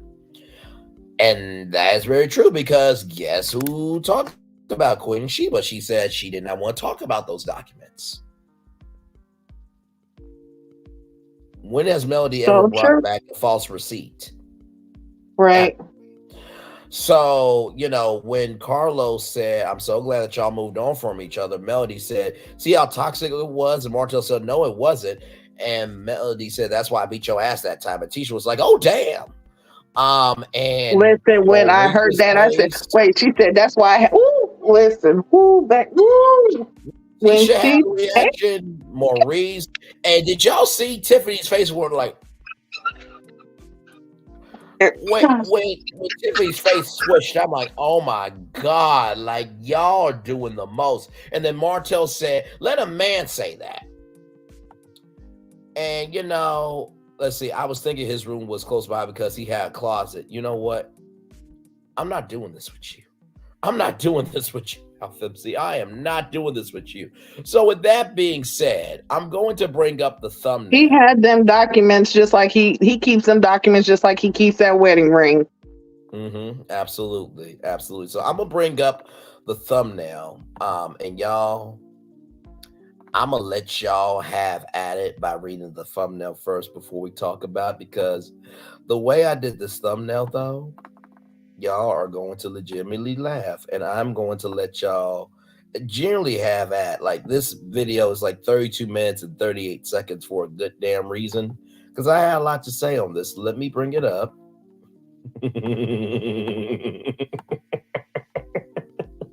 And like I said to Gigi, she does not know the thumbnails that I do until 901. So I'm just going to let y'all have at it. Y'all go ahead and read that before we talk about it.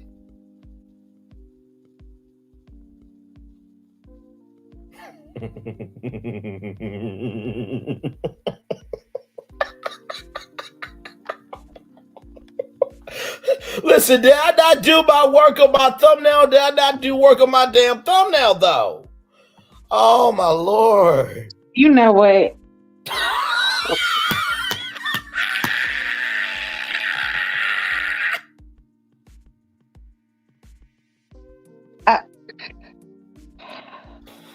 All right. Okay. Not hashtag she beat that ass with that 7th Avenue. Hold on. But not the 30% off MLK 2024. You know what? That's a real code, y'all. So if y'all type that in at 7th Avenue Beauty.net, that's a real code, okay? So, but did you see the second hashtag? Yes. Drop down on that ass with the lemon drop bundle. Listen, you know what?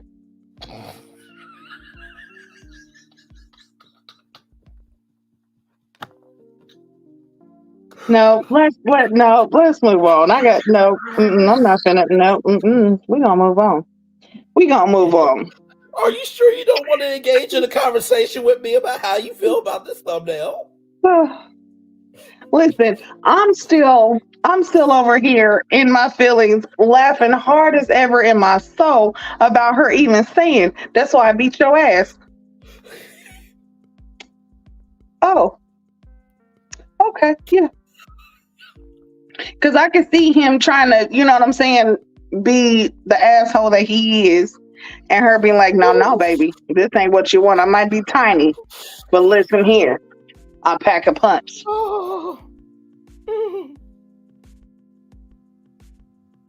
Oh, Lord have mercy. Melody, you have permission to use this thumbnail in your Instagram stories and wherever else you want to. I not do a good job on this one. I think this is probably one of my best ones yet. And how many thumbnails have I done this season? How many have I done? Quite a few, over 100. Are we talking about just the season of Love and Marriage Huntsville? Just this season alone. Oh, okay. Oh, yeah, over 70. Yeah, about 70 or so or more. I have to say, this is probably one of the top tier ones. Yeah. It was dropping down that ass with that lemon drop bundle for me, though. I just...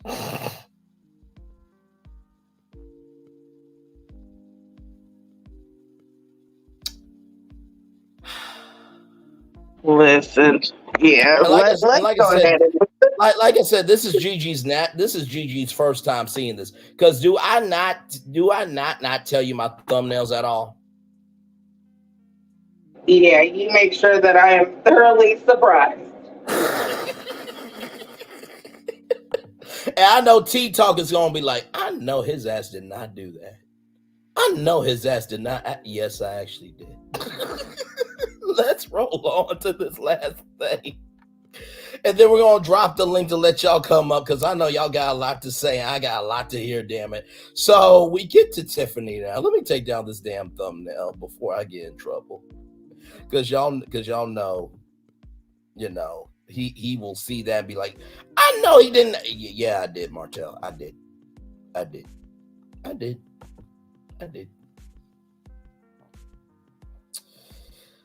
People are gonna be looking at that. People are gonna go back to that thumbnail all damn week just to laugh. I promise you. After all this season, we need a good laugh. So listen, here is this thumbnail here. Here's this thumbnail here. Let me bring it up before we start talking about Tiffany and them. Gigi, go ahead and read that one for me before we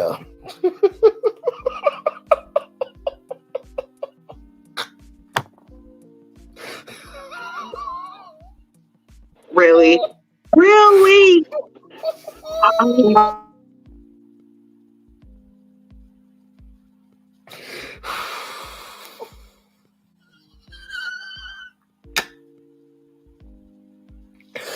know what else to say. You know what? I didn't know what else to say. You say everything. You say. Wait, say that again, Gigi. I said, well, you just say everything because you said it all. I mean, even Tiffany and Big Lou are laughing at the thumbnail. They think it's funny too. Y'all, I'm joking. I do my work. I do it very well. With that being said, let's use this thumbnail to talk about the rest of the show, shall we? Here we go. So we get to Tiffany talking about postpartum depression. Tiffany said that she wasn't going to cry after sharing her story. And after she shared her story, she learned about other women's story as well. And it was really deep. And Melody actually shook her head on this. Now, I didn't know if that was just an agreement of how rough being a mother is, or if Melody might have experienced that. Am I off with that assessment? Because she did shake her head, yes, when Tiffany was speaking, right? I think it was just probably a shaking the head in acknowledgement that I'm sorry, my puppy has a toy that he just absolutely likes to murder. All good. All good. So yeah. Anyway, sorry about that. But yeah, I feel like she was agreeing to the fact that it is common, and there are a lot of women who do experience postpartum depression after having children. Okay. I appreciate that. That's why I want to ask that clarifying question, because sometimes in this sector, really actually 10 times out of 10, yes, go ahead. Yeah, no, I was saying the chances of it happening increase not only with the more children that you have, but also the older that you are when you have children. Because our bodies do different things. And a lot of time, even when you're really not expecting it, it can creep up on you. But sometimes they can actually diagnose it They can catch it early sometimes. Your doctors can. Okay. So, but it's always good to talk to people, talk to your doctors, Sure. be honest about how you're feeling whenever you do have, or you're feeling, even just a slight off. If you feel off in any type of way after having your child, talk to your doctor, because you never know. It could very well be Absolutely. nothing, but it could always be something. So it's better to know Right. than to not.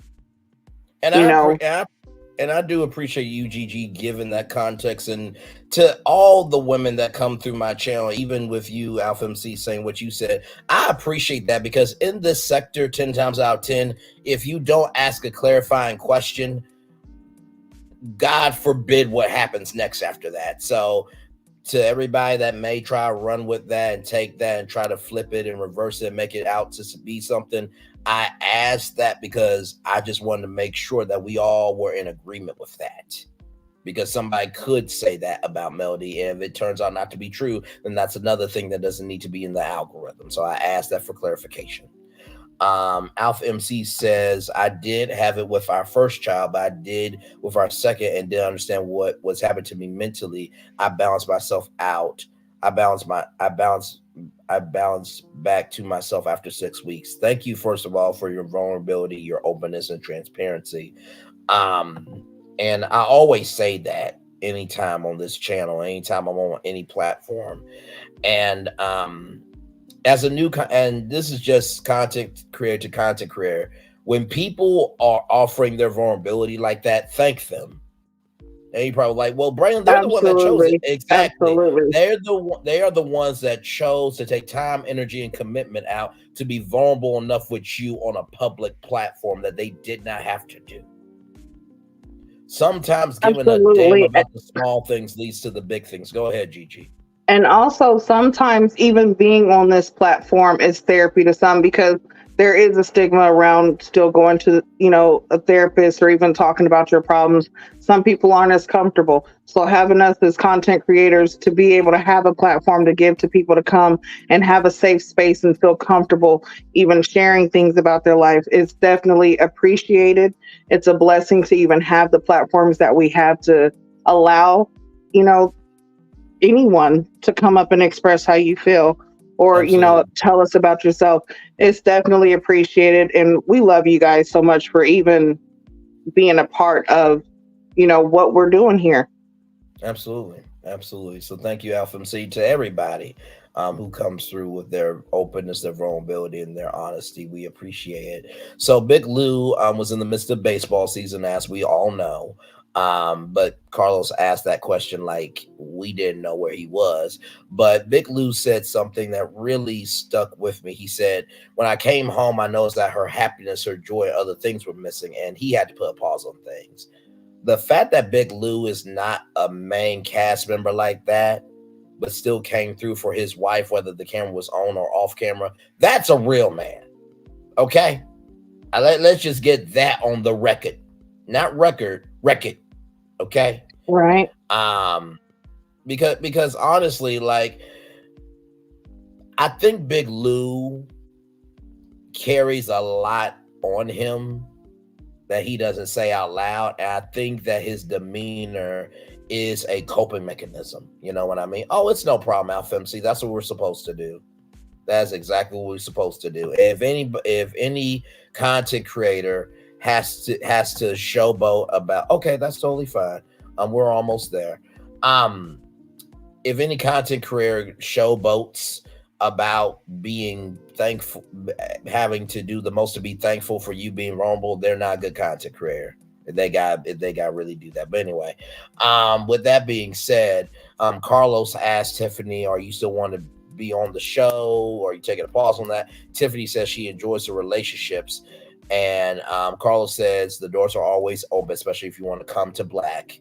And I have to say that was a very good segment with Tiffany. It brought some humanity into part 2. And then I don't want to talk about the pig that is pushing out ignorance and gloom, but we have to talk about the pig that's pushing out ignorance and gloom. Okay, so it is what it is. She's on the screen. We got to talk about it. So Stormi is talked about. And so Carlos asked Betty, Stormi's mom, how you feel? It's been a long day. Junior said with tassels on his suit. Carlos asked, is it from the Martell Holt suit collection? No, it's not. The only line that Martell's going to be a part of is for an orange jumpsuit. That video's on my channel. It's got 5,000 views. Go look at it. It is damn hilarious. Yeah, that's definitely all he's going to listen. That's it. That's the only line he's going to be a part of. And we saw that when he got arrested. Stormi is upset that somebody said someone was in her house recording, and Stormi wanted Melody to correct her commenters that it wasn't her. A lot of people thought it was Destiny. It wasn't her. So Bay's been holding on to the bitterness of Melody for doing this thing for that long. And she was watching Love and Marriage Huntsville before Stormi got on. Now, for you, Stormi has had. Go ahead. Yes, go ahead. No, go ahead. I was just going to say, Betty has had several different changes of story when it comes to why she doesn't like Mel. It's because her aura wasn't right. When you first saw her on the show, you didn't like her aura. Then it was you didn't like the fact that she agreed with you about Chase being spoiled. Okay, yes. Then it was, okay, well, you didn't defend Stormi when they said somebody was in your house recording. Come on. Which one is it? Yeah. Stormi can talk for herself. Like, Stormi is a grown-ass woman, Betty. Absolutely. Why are you steady trying to fight her battles and then talk to someone who is way younger than you and you going back and forth? Aren't you supposed to be the grand adult in this? Absolutely. Not to mention, too, for her saying that she had a difficult time taking care of her mama, and for her allegedly having a husband in the bedroom, and she has a husband in her bedroom, that I'm married to Melody Cherie, and she's Melody Cherie Lee. But that's neither here nor there. But for her to have all this going on, she had time to watch LAMH and be in all these groups. Okay, then. So Betty said that she didn't like Melody's actions, but now she just doesn't like her. So Betty then says, why are you arguing with a man that you've been divorced from for 3 years ago? Because he keeps doing dumb shit that she keeps having to respond to. Good and are you not seeing that, first off, if she's asked a question, she's answering that question. Exactly. And then when go ahead. Just because she's defending herself or speaking the truth about a man who's lying and still continuing to lie and harass her, honey, that's not arguing. That's setting record straight. Absolutely right. And so then when Melody asked if she could repeat it, she repeated it, and Melody said she really didn't hear it. She said, I don't know, with a hyena laugh. And Melody said that she's a demon. And Stormi, you did say that she needs to stop. Now, I'm not advocating for violence, but you should have got up and slapped your damn mama. Listen. She yelled Betty. She called her mama Betty to try to get her attention, and Betty was still going. And it's like, no, Storm, you should have got up and slapped your damn mama. Now, I'm not advocating for violence, but guess what? Sometimes mamas gotta be handled. People gotta be handled disrespectfully. I bet you if you would have done that, we would have saw the real Betty at that point. Right. You know, and for a long time, it was said that, Betty was basically going off the things that Stormi had said. Because Stormi had to have been relaying, information back to Betty, because some stuff that Betty was saying, come on now, Stormi was definitely talking. No, but still, right. Betty, you are a grandma. Right. Why are you going after someone who is someone that your daughter actually looked up to? And she's the reason why your daughter's even on this show, while you're even on this show. No, absolutely right. And the hyena, the respect. Right. No, and that's the thing. The lack of respect is the reason why y'all have no respect. Alpha MC says Stormi and Bay are exhausted. Her mother has been on the show too many times, and each time we do not care for whatever issue she has when it comes to Melody. CK love drama and messy mamas. That's very true. And that laugh was a hyena laugh. I put that in my notes, but it was more of a demon laugh, as Melody so articulately said. So then we get to the preview. So Nell is asked about how she found out that Chris was cheating on her. Then we found out who was the woman that Martell brought over in Houston, and Kimmy said that you got a massage too. Now, Lastly, what Alpha MC said, lastly, WTF was Cousin Junior invited to sit on the stage in his mariachi suit. You know what? If I was Junior, I would have had a margarita on set. La cucaracha, da da da da da da da da da da da da da. Listen, what is with them in them suits? Because earlier it was that dude DeMonte from Ready to Love. Now it's you know what? I am done with the seersucker suits. Like y'all need to. No, for sure, for sure. Come on now. And y'all, I know that was not. I know that was not an actual mariachi song. I was just making something up to go along with the comment here. So remember when Kimmy said that, didn't you get a massage to the Mel? Now I'm gonna give y'all I'm gonna give you 2 times where I gave y'all a clue from the show. When Chris Fletcher said, not only don't you have no woman, she ain't even got your name no more. The time where I showed y'all Tisha's outfit and Marceau's outfit. Remember that clue from Kimmy. Remember that clue from Kimmy. Hashtag remember that clue from Kimmy about Melody getting a massage. That will be very important in part 3. I'm just going to leave it right there because it's no fun when the rabbit got the gun, but the rabbit has had the gun all season long. And I'm just going to leave it right there. So then we move on to Melody doubles down on Martell being a liar. Tisha said that Keke tried to block Tisha's daughter's number out of her daughter's phone, which is for you to even use your child, Tisha. But you know what? You get what's coming to you because then, did you want to say something like Gigi before I moved on? No, I just Yeah, Alpha MC, that is clue 3. Now, was I right about those last 2 clues? Yes or no? Yeah. Yes or no? And I did not spoil the show for y'all. Not one bit. So just remember that clue about Kimmy saying that Melody got a massage. Okay, just remember that. And we'll come back next virtual tour. We'll talk about it. But then, Tisha, you do get a lick back because Carlos asks, is Tisha capable of stepping out on you, Marceau? And then Marceau said, does she have a vagina and a mouth? I'm like, the actual fuck. What the hell is going on here? Yeah, Marceau definitely. Yeah, his time's coming. And it might actually come out. Tisha might actually be capable of it. Who knows? Who knows? Listen, I'm gonna drop the link because I know y'all got a lot to say. I got a lot to hear. And Gigi, by the way, thank you for being so loving, kind, and gracious, for being understanding, and thank all of y'all for still coming. I really mean that because I was like, Lord Jesus, I've built up 9:01 and 9 o'clock.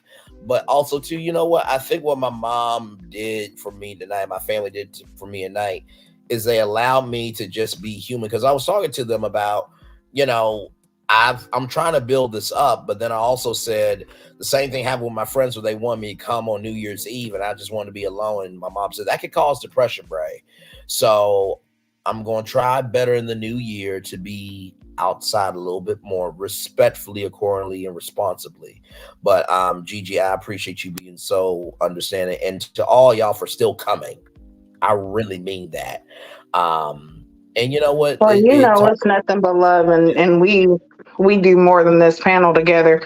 We have other panels that we're on. Plus, we're actually, truly a family outside of here. Absolutely right. Even though we might not be blood, we definitely, are family nonetheless. Right. So, absolutely right. And the fact that, no, for sure. The fact that y'all still showed up, that means y'all were still looking for me. Because one thing to know and 2 things for sure, Love and Marriage Huntsville has not been reviewed until Braylon Lee comes on after 9 o'clock. And the show was still that damn fire. The after show round was still that damn fire. You understand? Listen. Leave it to Bomb Roll Soul to give us a pause. That part right there. Let me pin the link for y'all. The link is pinned if you want to come up. Gigi, what are your thoughts overall with part two? And do you have any, you know, predictions about part three? Listen, when it comes to part two, I feel like we definitely got a lot. A lot of Yeah, facial features that actually just told a whole story without even having to say a word. correct. I feel like Marcel will always be a whore and be Marcel. Um, Okay. I'm just waiting for the time to come out for these women to actually come out and speak on it. But just Absolutely. like they, as been said, Marceau is a smart cheater. He knows to mess with women who have, much to lose. So it's definitely Yeah. not going to happen. No, for sure. Um, no, but I'm waiting to see because I don't know if you saw Martell's face when Kimmy did say about Melody getting a massage. Hmm. I feel like that's going to trigger him a bit. Um, Mm. yeah, I feel like that's going to trigger him a bit. And honestly, I think we should watch out for social media because I think there's going to be some stuff coming out, especially after this aired, and Yeah. then his whole going to jail. So No, I agree. I agree. By the way, have y'all been liking what I've been doing at 9 o'clock on the community wall with Melody's facial reactions? Have y'all been liking that? Like I said, when the rabbit got the gun, oh, it's not fun for everybody else. If y'all only knew what I'm gonna just leave it there. Like Alpha MC said, I was on point with clue 1 and clue 2. Hashtag clue 3. Am I right. wrong? Am I wrong, Gigi? No, you're on point. Definitely on point. And yeah, I don't. I'm just waiting to see what happens. Next week. I don't want to, give too much of my thoughts away. So, I'm Mm-hmm. just I'm gonna be smooth and just wait. But definitely enjoy doing, this panel, especially this review with you. Like this is Yes, awesome. Listen, absolutely. when you called me earlier and said, "Hey, can we push it back?" Yeah, because listen, we have to do this review. Like it has to be Absolutely. done, and I don't think you're gonna get it really any other way No, than the way that we do it. You know what I'm saying? So, absolutely. Absolutely right. Absolutely right. Y'all, so this has yeah, been such a good time. Gigi, love you very much. We'll yeah, talk much soon. love, love you, everybody. Thank you for joining. Make sure that you like, Yes. share, subscribe to our channels. Make sure Yes, that you please. hit the notification bell so whenever we are live or whenever we do post, you guys are always up to date and ready to join Yes, us and be indeed. on tour. So, love Yes, you guys, indeed. much love. But I gotta get out of here.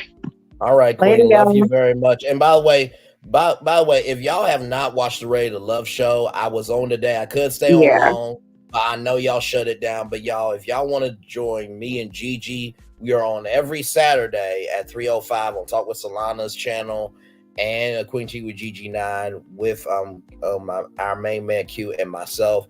And y'all, if y'all think this is something here, just watch the panel. I yeah, promise you. right. Anyway, But love you, yeah, Queen. We'll y'all talk take it soon. easy. Good night, y'all. Bye. Good night, Queen. Bye. Alpha MC, love you as well, Queen. I'm gonna turn off my camera because I've done the whole show for an hour. Well, we've done the whole show for an hour. Oh my Lord Jesus, Alpha MC, much love to you. I'm so glad that this tour had you rolling. And listen, this is what we do around here. This is what we do. For sure. So I hope you guys have enjoyed each and every thumbnail this season, y'all. We got just one more show, and that means one more drop of 901 videos.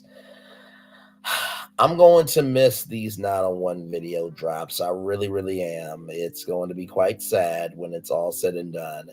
Um, but you know what, though? Louisiana chick, hey! Hey, you! How are you? Y'all like, comment, share, subscribe to that beautiful sister there.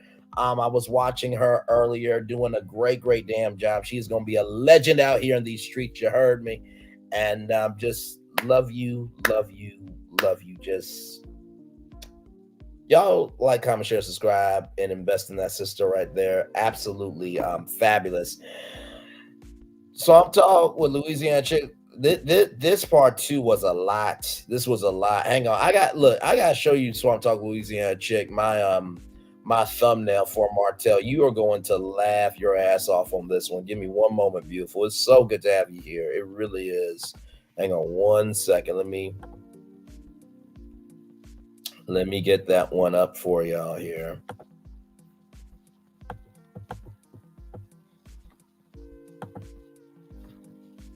Okay, hang on. If y'all want to come up, feel free to click the StreamYard link. You'll be right here with me. All right, Louisiana chick, go ahead and read that.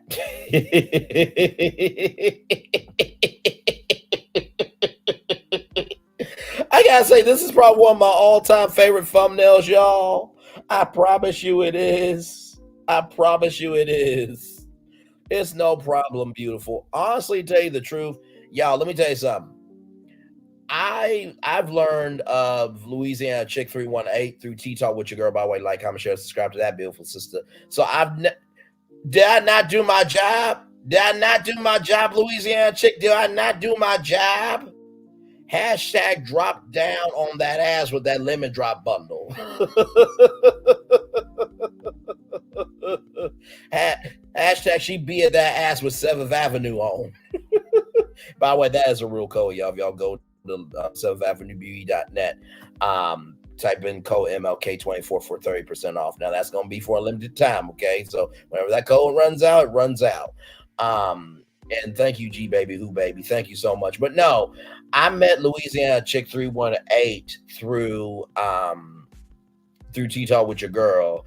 And then when I saw her go live, I'm like, oh, I'm gonna support. And let me tell you something. And I'm saying this with the utmost love. When I heard Swamp Talk with Louisiana Chick 318 speak for the first time, she's got a Creole soul of I love you, but I'm not putting up with your bullshit. And then she got this hair that's like Jill Scott hair, and the chocolate skin is chocolating like superbly. And she is married, fellas, so y'all can't go after her, because if she was single, she would be mine already. But she has such a personality where you feel so comfortable with her, where it feels real, true, and down to earth. She is like, she's a southern version of When Tay Talks. In the southern version of Tea Talk with your girl. I really mean that. She is going to be a legend out here. And I say that with the utmost love of that compliment, because last thing I want is to get my ass beat by a husband. So I'm just saying that Louisiana Chick 318 is a beautiful sister. Praise him, hallelujah, and amen. So I'm going to move on, because my Black life matters. So we're just going to move on right there.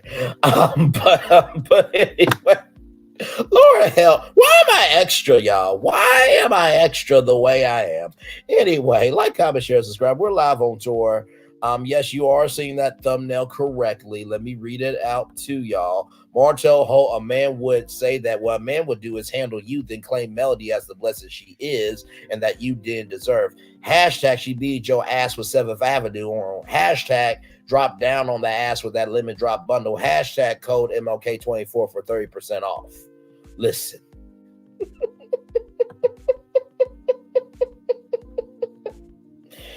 Oh, my Lord Jesus Christ. Father God in heaven, bless me. But yes, we are live on tour, y'all. 21 people in the building. Like, comment, share, and subscribe. Glad to have all of you here. So thank y'all for the new subscribers. I really do appreciate y'all so much. It looks like this video right here, y'all are really digging into it with 64 views. That will definitely be more by the time the third part of the reunion comes around. The first part got 25 views, and then the last part of the reunion got 17 views. So it's definitely growing. So I appreciate y'all so much. Lord Jesus, how y'all feeling about the end of the show coming? Because next week is part 3, and then that's where me and Gigi will do it for the last time here. But how y'all feeling? Y'all ready for the season to be over? Do y'all feel like we need a mental reset for the content creators of the sector? Because I feel like we do. I feel like we need to see who's really going to be a spectator, who's going to be a participant. Now, I know Louisiana chick going to be throwing down. I'm not worried about her. You talk with your girl, Braylon Lee. You know, I know the Silva chit chat with QT. There's plenty of content creators that they are participating, so I'm not worried about them, but I am worried about the spectators that all they know how to do is this show. That's it. That's all I could put. Also trending as well as a great content creator. So we shall see, because this sector needs a mental reset for damn sure. For damn sure. Good Lord Jesus.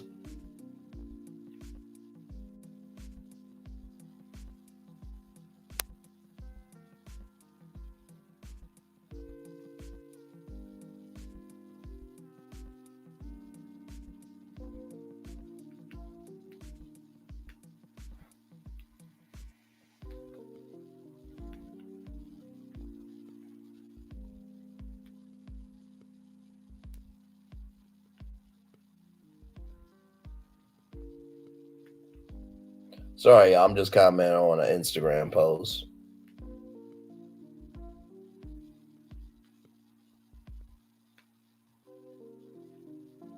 Just to see those BAUTIFUL eyes.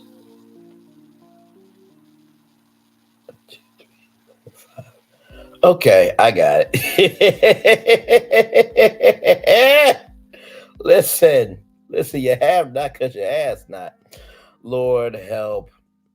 So what are y'all plans for Sunday? Y'all got anything going on? Y'all going to work or y'all chilling at the house? By the way, Swamp Talk with Louisiana Chick's birthday is on Sunday, so happy early birthday to her. Yes, indeed. And please celebrate. Please. I only say that because life is too damn short where you don't want to miss out on how far you've come. You know what I mean? So please celebrate. Please. For sure. So I know I got work. Tomorrow. And then I'm in the house probably soon. So but yeah, so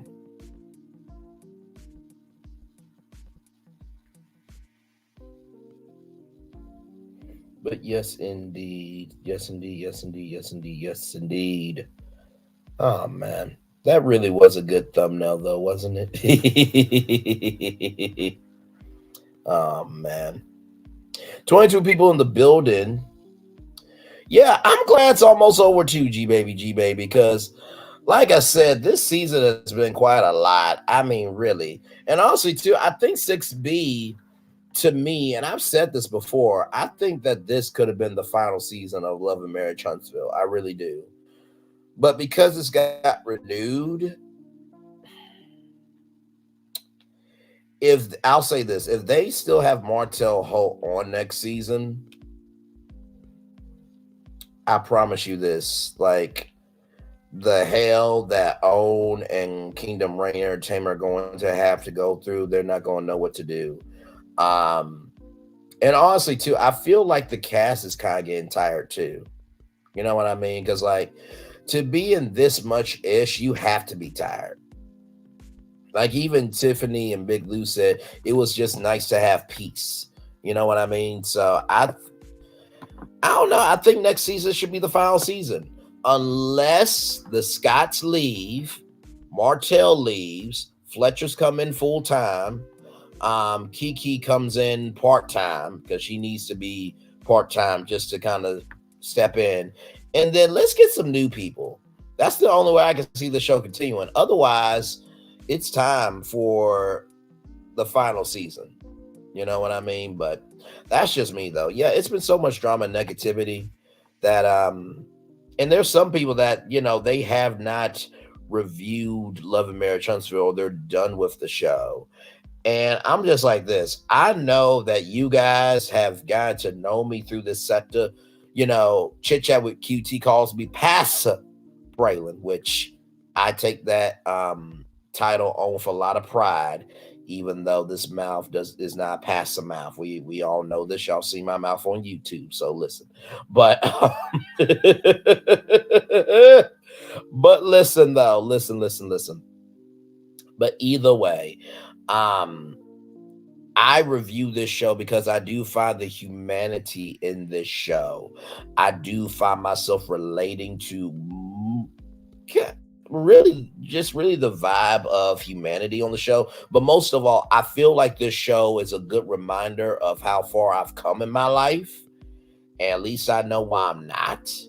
But also it teaches me that I have a long way to go. You know what I mean? I feel like, and I said this to my dad, I'm so proud of this channel because it is showcasing the complexity and the layers and the different dimensions of a black man. This is not just a black man who is strong. Y'all hear me sad, y'all hear me upset, y'all hear me happy, y'all hear me all over the place, y'all hear me overzealous.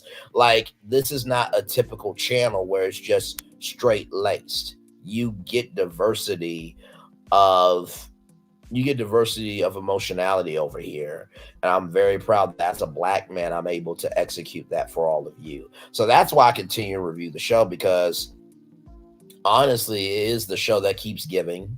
And not to mention too, I feel like the way I came into YouTube through this sector, I've made lemons into lemonade with it. And it has brought me so many great people that it would be completely disrespectful not to contribute something to the sector. And I know that I contribute something good to the sector because there's obviously 20 people here right now with me, and y'all dig into every Love and Marriage Huntsville video that I do. I think y'all dig into it because y'all know that when you see that thumbnail from me, you know I'm not playing. You know I'm not playing. So listen.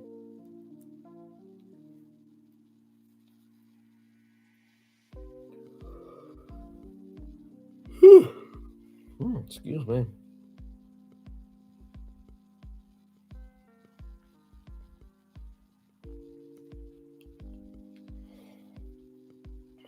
Excusing me. I'm so sorry.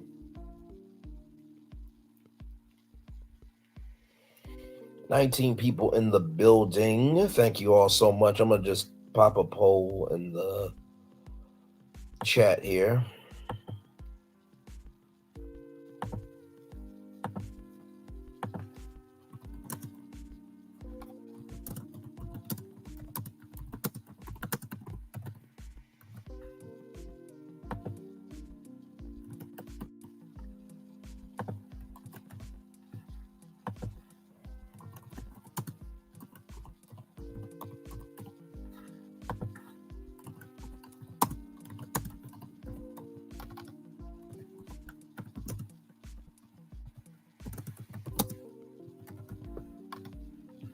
All right, here we go. I just want to see what y'all are going to say. Is it time to end the show? I don't mean Love and Marriage Huntsville, but this show right here that we're doing here. I got yes, no, just chilling, Bray. I waited for you, LOL. So we'll see what y'all have to say here. But no, 19 people in the building. Like, comment, share, and subscribe. I'm so appreciative of y'all. More than y'all ever can know. Okay, I see a yes. I see a yes. Y'all are really real, and I appreciate y'all. I really do. I really do. Oh my Lord. Okay, let me get the daily motivator, because we have been on the highways and byways of the possibilities of what could be of this virtual tour live for 2 hours, 14 minutes, and 55 seconds. And 19 people are in the building with me. I appreciate y'all so much. Woo! 20 people in the building. Oh my Lord, sorry.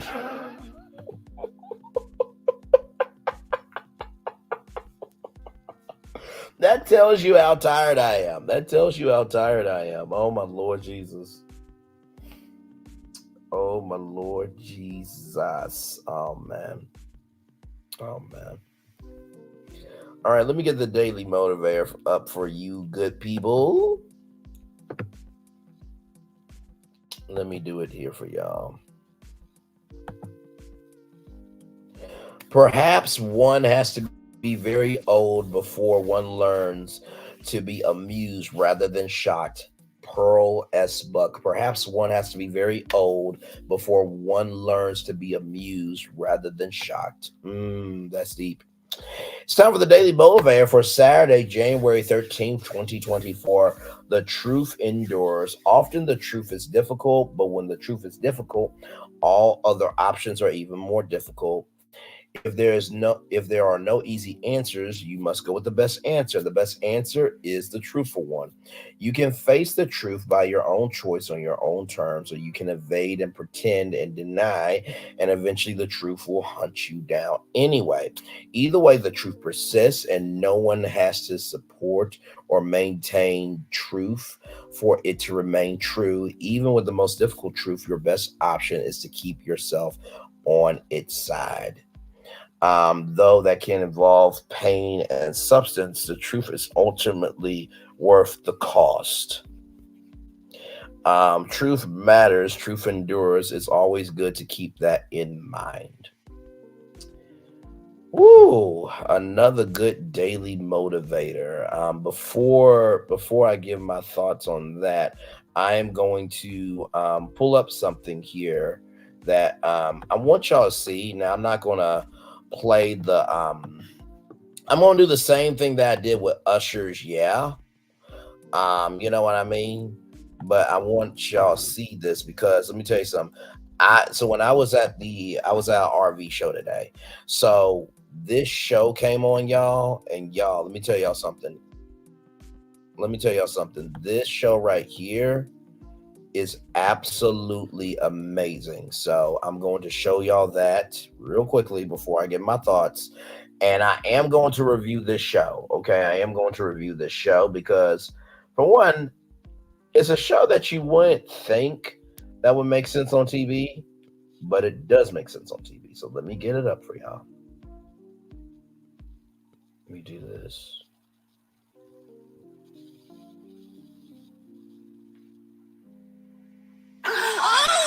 Okay, hang on. All right, so let me switch it here. Deal or No Deal Island. Okay, there we go. All right, here we go. So I'm going to share this tab instead. Give it a moment, y'all. Okay, y'all ready? Here we go. Wait a second. Deal or no deal? No deal! Something.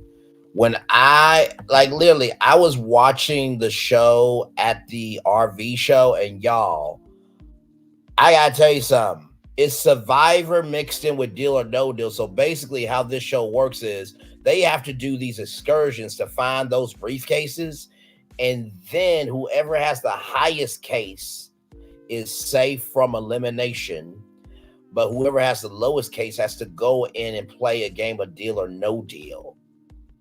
And the eliminations happen that way. Y'all, I'm going to review the show because let me tell you something. That's a fire show. So with that being said, now let's get to the Daily Motivator. I just had to show y'all that because I'm just like,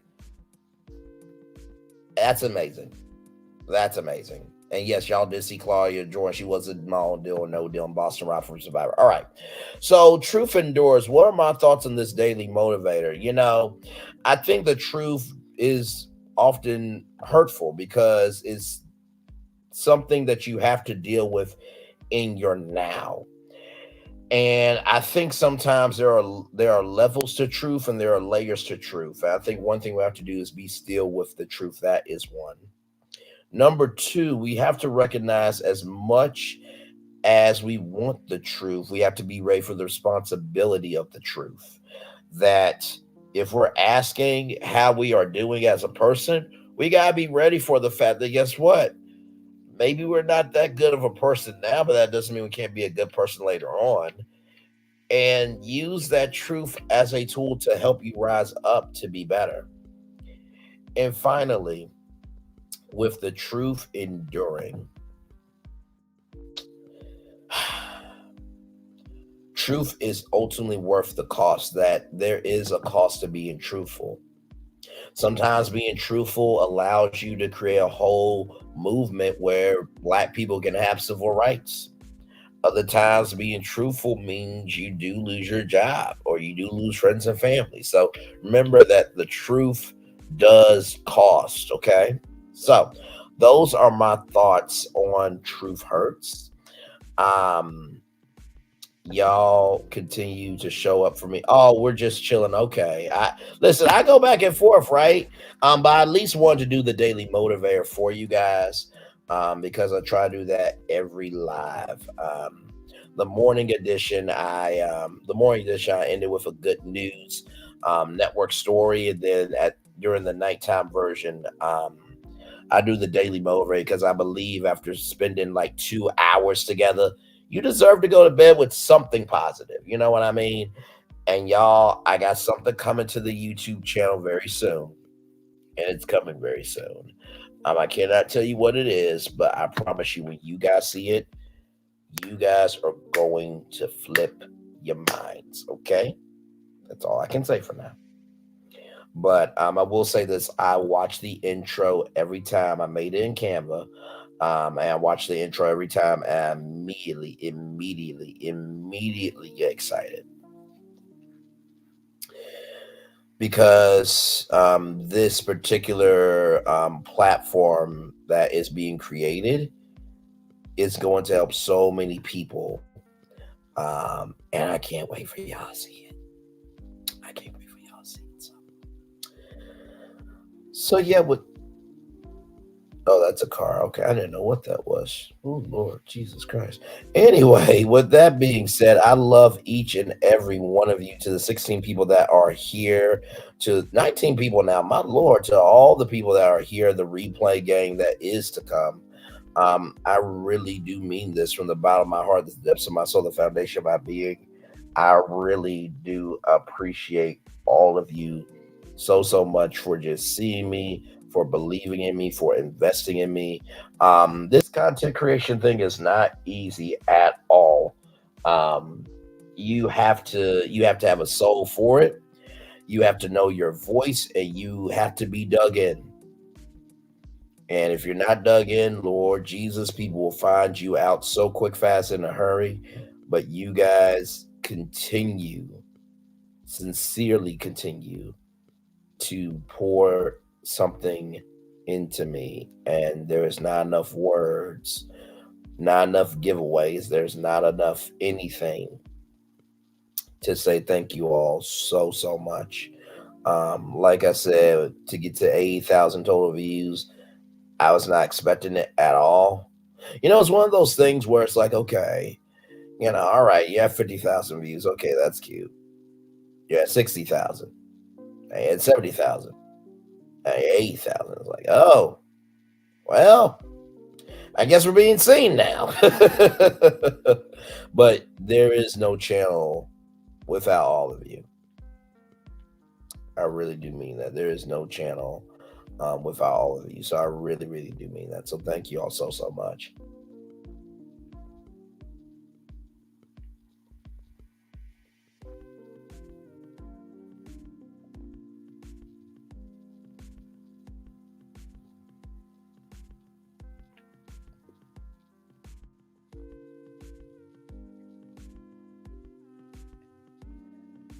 $20 people in the building still with me here. Thank you all so much. I appreciate y'all. Really do.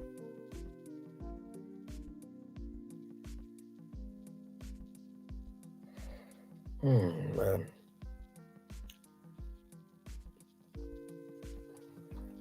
We are just chilling at this point, y'all. We have covered the show and everything else. We are just chilling. Oh, wow. Okay. Wait a minute. I got 4 votes.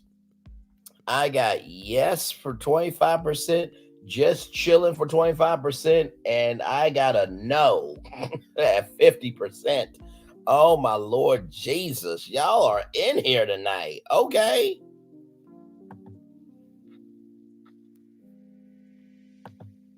Y'all are in here tonight. By the way, if you guys are looking for more Love and Marriage Huntsville content, Tea Talk with your girl will be live at 12 noon tomorrow. Trending at some point will be live.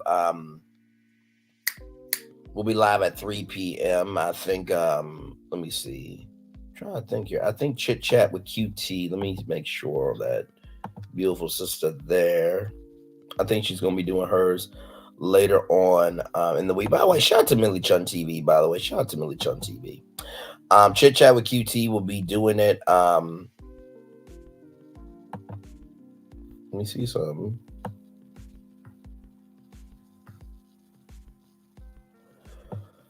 Wait a minute, I'm a little confused. Because it says January 4th. You know what? My behind. Okay, so she's doing it today. She's doing it today at 7:30 p.m. Okay, so all right. So Chit Chat with QT will be doing hers later on tonight at 7:30 p.m. If you guys are looking for more Love and Marriage Huntsville content, because there was a lot to talk about with this part 2 reunion. For sure. I know Wente Talks will be doing her thing. Drop the Mic will be doing her thing. I know Uppity would be doing her thing. Y'all know the regular schmegular content creators. Y'all know them. So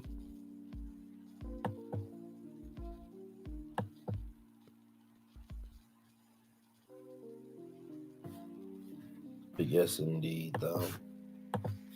I really am glad that I do my reviews on Saturdays. Immediately right after, or I try to do it the same Saturday that the episode aired, because it does allow me to just kind of breathe, you know what I mean, for the rest of the week, because everyone else is just going. I know that Queen Sheba will be doing her review, or she'll be uploading that as a premiere very, very soon as well. But yes, indeed. So, and of course, the Silva, I think she did her live review tonight as well. By the way, shout out to the Silva. If you guys want a YouTube channel, go over to her YouTube page and just email her. She is a legend upon legend. Black women are in the building's a great content creator, make it make sense. He dropped by the channel and subscribed as well. So yeah, there's a couple of good people.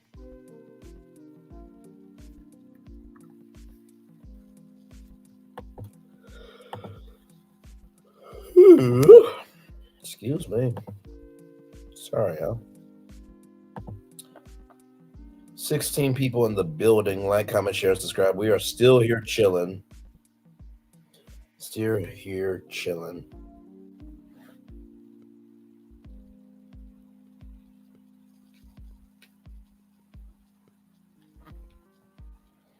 Man. By the way, I hope y'all been enjoying the timestamps as well. I've been trying to put timestamps on every video that I can for you guys, so that way you guys can just go back through and watch them on your own time. I feel like it's been helpful, you know what I mean, because I know I talked for a long time. Okay, but yeah, I hope that the timestamps have been helping y'all out.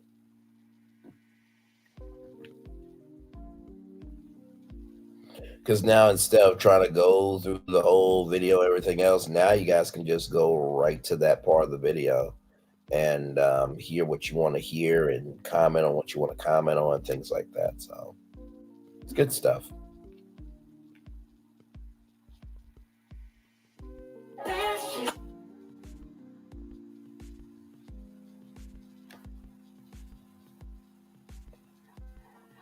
Do you know that there are people who see your worth and the level of success that's in you and your potential before you even see it?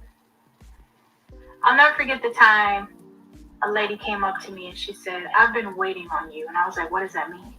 And she said, I've been waiting on you to tell your story. I've been waiting to see you. And it dawned on me that obviously she saw something in me that I hadn't even seen myself.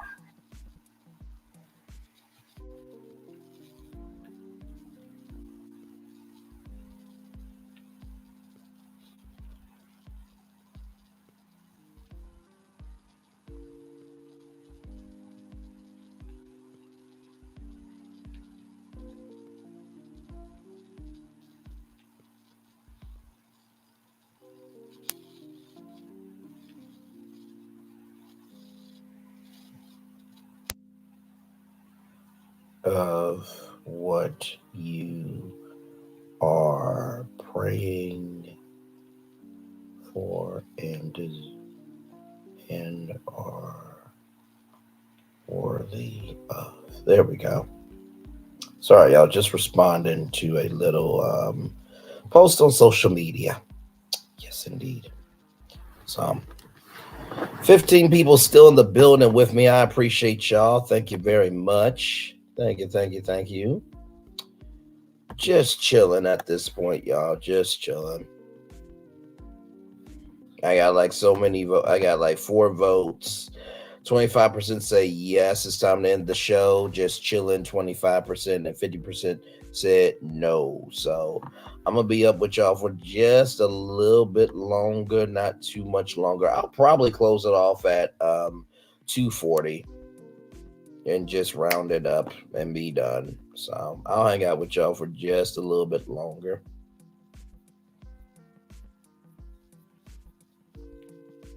But yeah, like I said, feel free to come on up on StreamYard, participate in the live chat. We are live.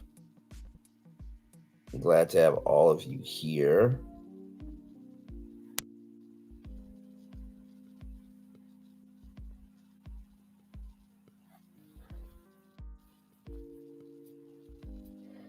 $14 people in the building.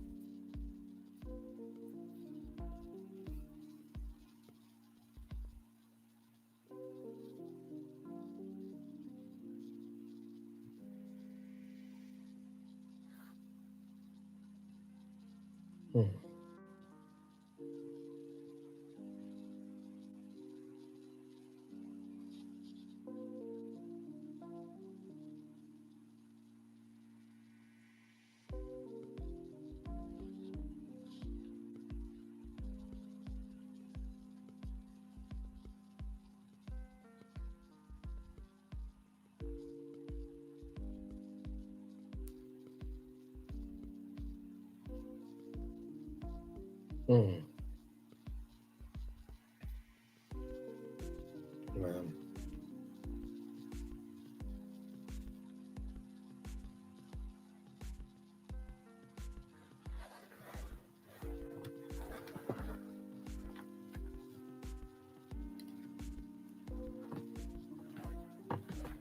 Like I said, y'all, 5 more minutes and then I'll be closing it out here. So if you guys want to come up, last call for StreamYard or to participate in the live comment section. And then, of course, you guys can always participate in the comments below. Yes, indeed. So.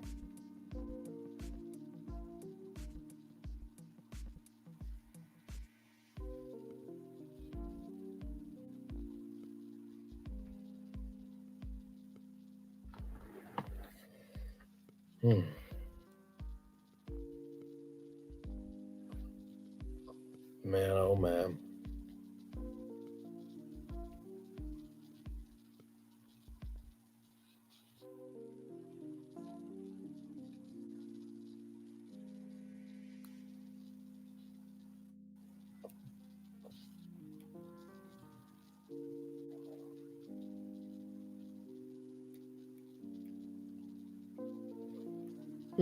Lord. So what do y'all think the third week of the year is going to have in store for us? Because these past 2 weeks, I just can't do it. I can't do it. Lord. Yes. I hope this year is good to us because, man, last year was just a lot. You heard it was a lot. So just hope good things in the new year. So, by the way, shout out to y'all, man. Y'all, the 90 Day Fiance season 4, episode 2 after show, 617 views. Thank y'all so much for that.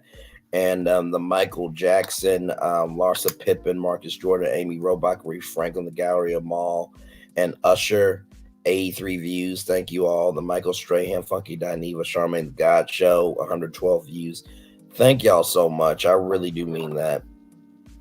And like I said, I know what I'm doing in this sector is completely different than most, especially with, because in this sector, y'all really do love reality TV that much, but I also know that, I think we're more than just reality TV. So when I do those virtual tour lives of all those different topics in one show, it really does warm my heart that each video has gotten views on it, because that goes to show me that you guys are game to information. You guys are game to conversation. You guys are game to learning new things, and I appreciate that, because with YouTube, once you find your sector, you have to kind of stay locked in that. Otherwise, people will deviate from you. But what I love about you guys is y'all know I'm going to come through with the commentary on Love and Marriage Huntsville, but y'all also know that I'm versatile with other topics as well. And not to mention too, it allows me not to be in a box.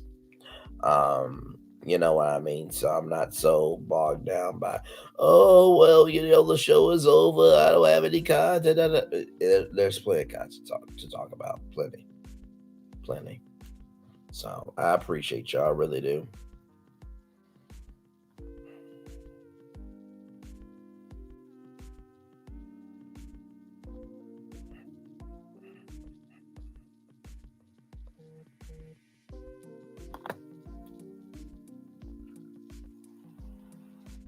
Crazy. I don't know word for word.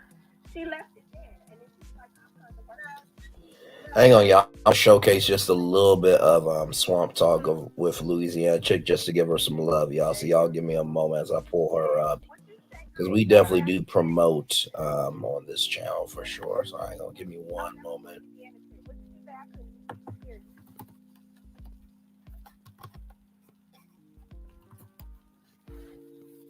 There we go.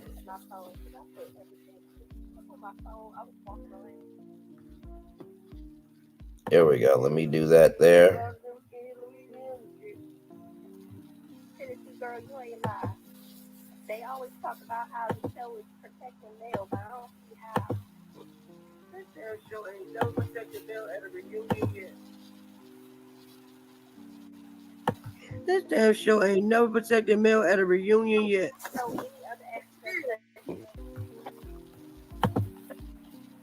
Yeah, I don't know why they don't show any other aspects of male's life. I don't know why. Since your phone is going in and out.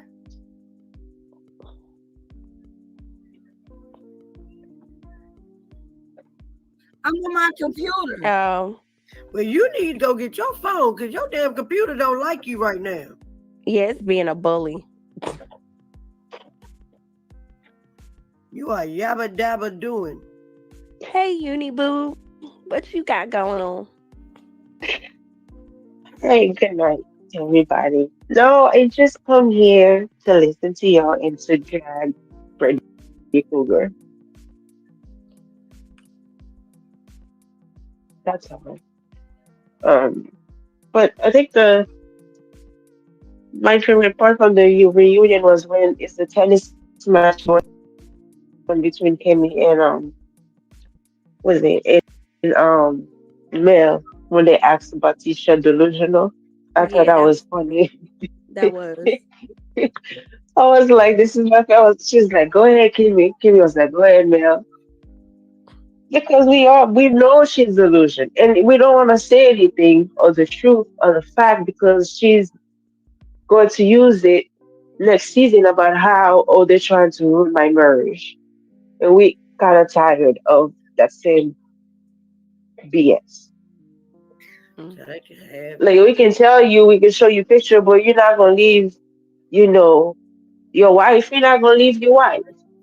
Yeah, keep telling me there wasn't never no concrete proof. What the fuck? You know that was that man back, just like we know that was that goddamn man back, and you know you wasn't in no, it wasn't in bed with your ass. Maybe she wanna catch him in the act with some lady doing the nest. Maybe even though she's still not gonna, she's legally blind. She's gonna stick by her two piece, and that's it. And I just feel like everyone should just leave the whole thing alone because Tisha not gonna leave. He gonna leave her before she leave him. Right. And that's why I feel like Mel is just like she washed her hands of it. She like you love it, I like it.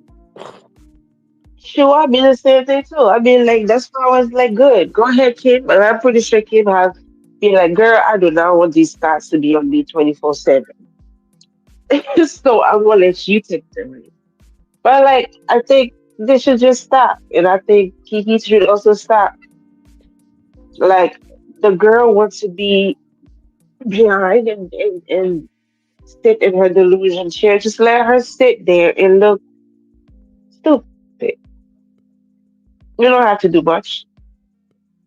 Just let her sit there and look stupid.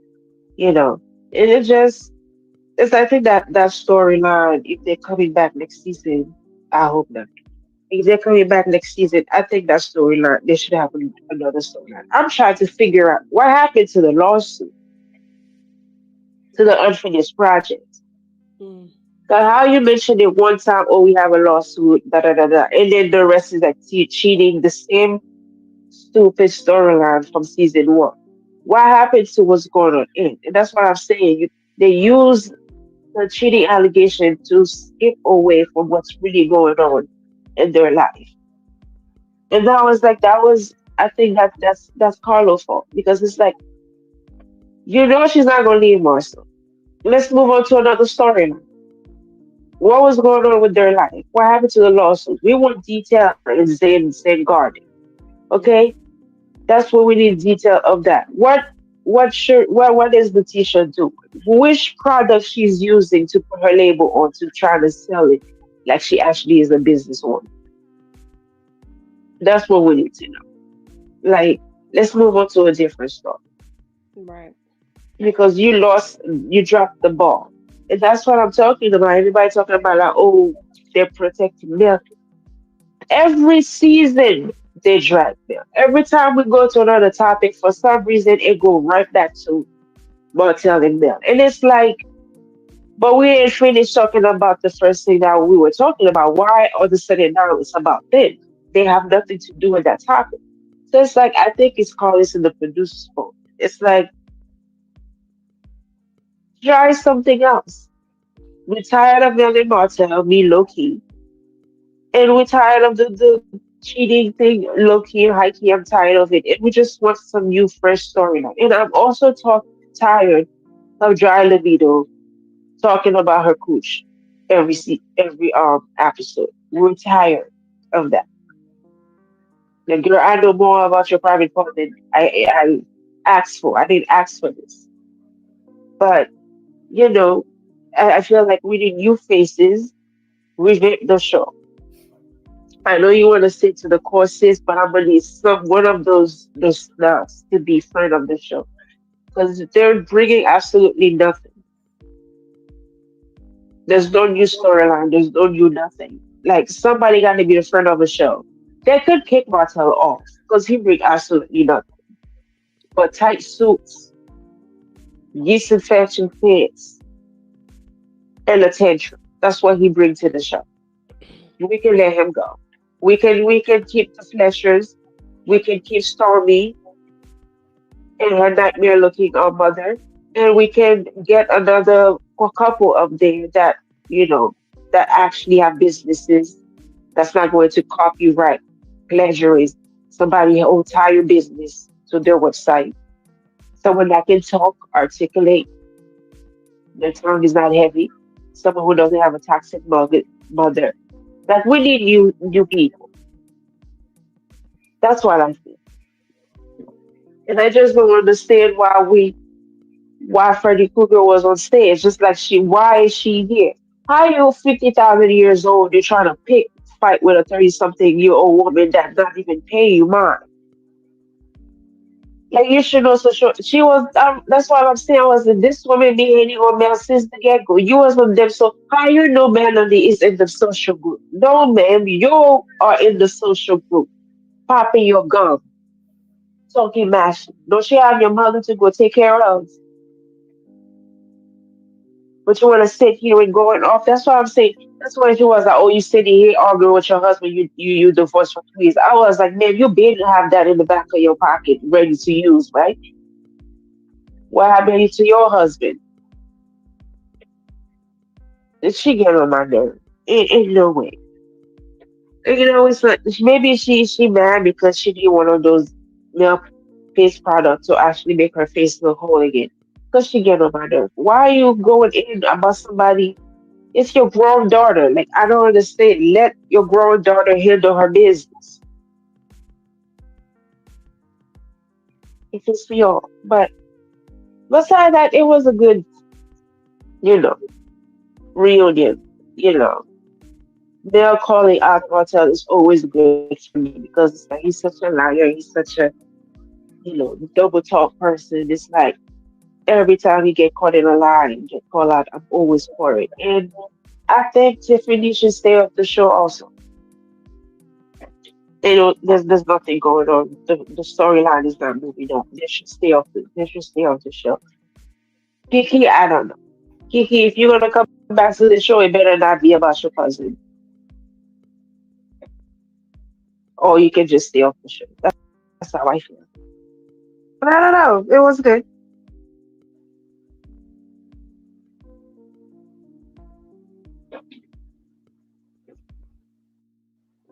All right now.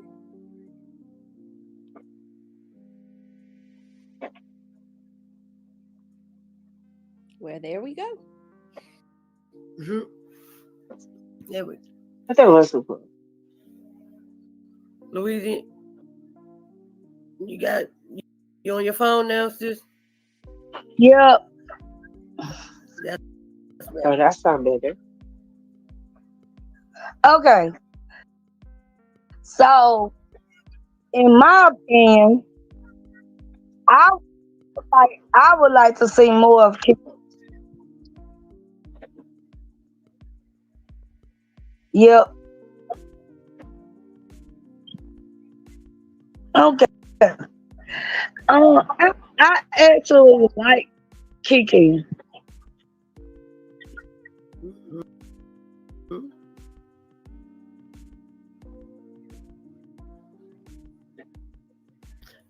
Baby, So your Wi-Fi just got like Kiki real.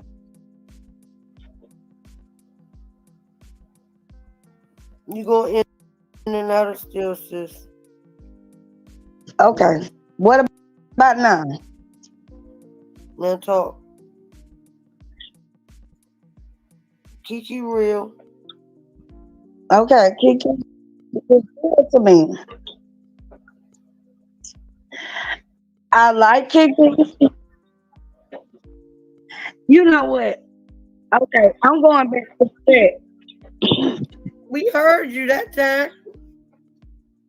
Okay. I'm saying like I want Kiki and Armin on the show permanently.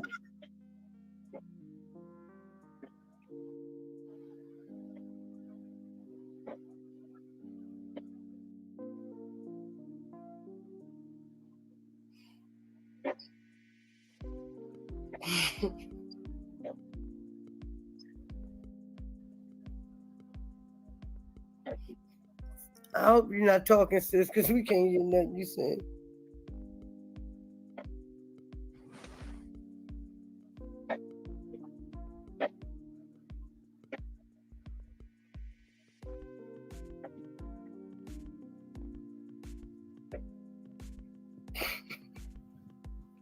Is she talking? She dropped, baby. I don't know what is going on. Who done put a hex on her ass? But baby, they got that phone tied up and tangled.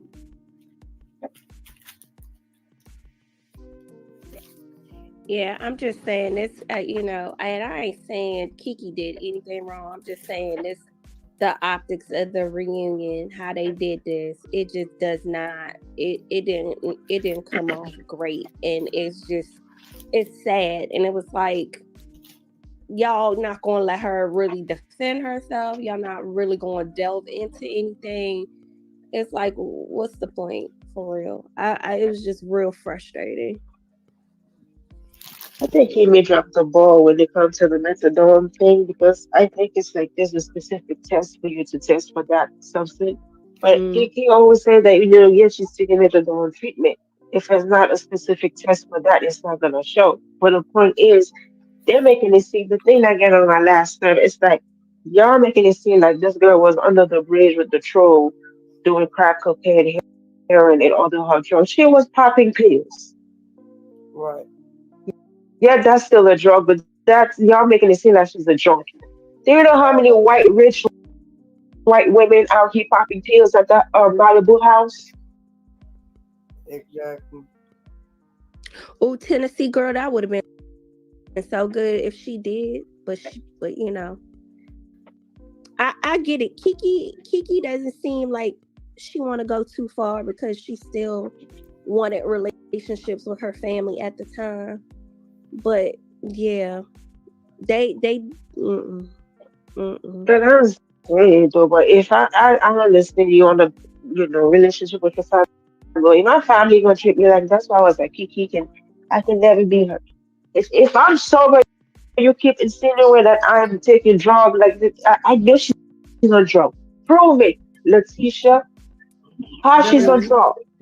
I would. Prove it. When I tell you I would have Mm-hmm. laid her down, I would have laid her down. I was like, okay, facts. Why they about to go to Africa without you? Why I want to drag her with that alone? Fuck Expose that. every last one of her dirty drawers. Cause ain't no way. How And you I know? appreciate and I appreciated how both Martell and Mel came out and was like, "Oh, you made that seem like it was something arranged, like in what?" And I appreciated that because it just Hey, really, Braylon. I was over it. I'm sorry. At this Because she point, was like, Tisha would have had to see me on that motherfucking stage. I would have beat the brakes off of Tisha because now you fucking really playing in my goddamn face. No God. I'm trying to tell you. No fucking God. I'm telling you, Kiki loves Kiki should have just, but I don't say she's still, but if it was me, it's not gonna be like, oh, well, you cheated on your husband. I was like, yes, bitch, I did it, he did. Guess what? That's not gonna happen. I'm not out here being delusional like you. And I That's what wish she you would have And I said. said would it have that much. sprayed her behind with the side, whatever information I have. The white girl that worked with also allegedly, in my opinion. You only I would one have time I sprayed heard their it. asses too. And in my marriage. That's what I'm saying. And I feel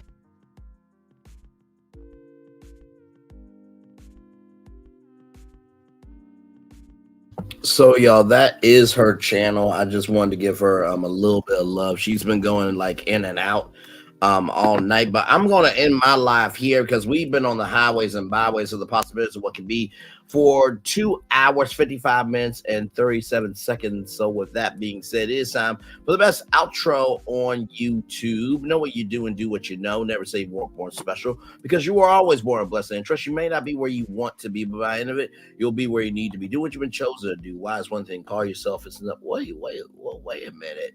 60% is saying no. Oh my God. Well, I mean, I don't know what else to talk about, y'all. Like we talked about everything. I mean, I really do appreciate y'all still being here. I really do mean that. I just don't know what else to talk about because y'all, it's almost 2 o'clock in the morning. And plus, not only that, trust me, this is not going to be the last time I talk about LAMH. Y'all will see me in live chats. Y'all will see me on panels. There is more to come because we have a part 3, and then Love and Marriage DC will be happening Saturday, January 27th at 8/7 Central. Oh, my Lord Jesus. Just, it's a lot going on. For real, it's a lot going on. So, but yeah, so. But yeah, 5 people are saying I got 20% for yes and just chilling, and then 60% said no, not to leave yet. I mean, how much longer y'all want me to stay? I mean, I could stay up for like maybe what 10, 15 more minutes, but then after that, I gotta head out because I gotta get me some sleep too. But y'all are some night owls, though. I can see that. I can definitely see that for sure. Night owl gang in the building.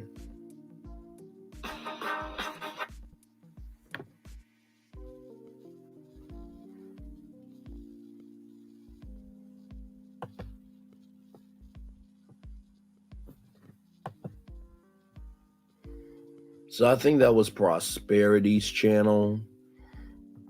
And I think that they broadcasted it on her channel instead as well. So that's what I'm thinking, honestly.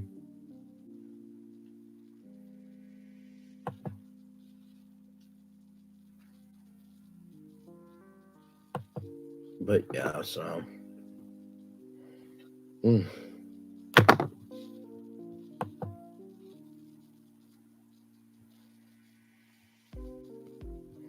Like I said, I'll turn off my microphone for now. If you guys want to still participate in the live chat, feel free. And yeah, we'll just listen to the nighttime driving music. So.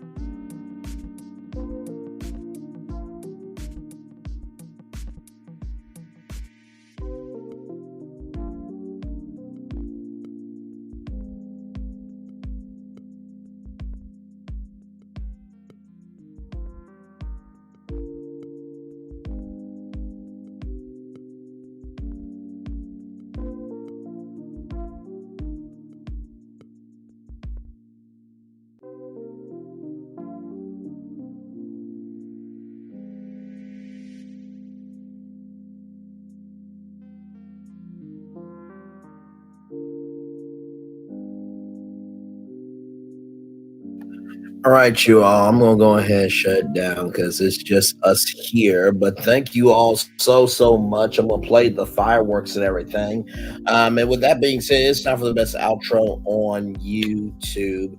Know what you do and do what you know. Never say you want more special because you are always more blessed. And trust you may not be where you want to be, but by the end of it, you'll be where you need to be. Do what you've been chosen to do. Why is one thing to call yourself is another thing to be chosen. One love, much love, all love. I have spent time with you. You have spent time with me. Hopefully, I spent time together. We're great together. And I always remember where you're doing radio, television, YouTube, living your best life, or you're just living a little bit of a life.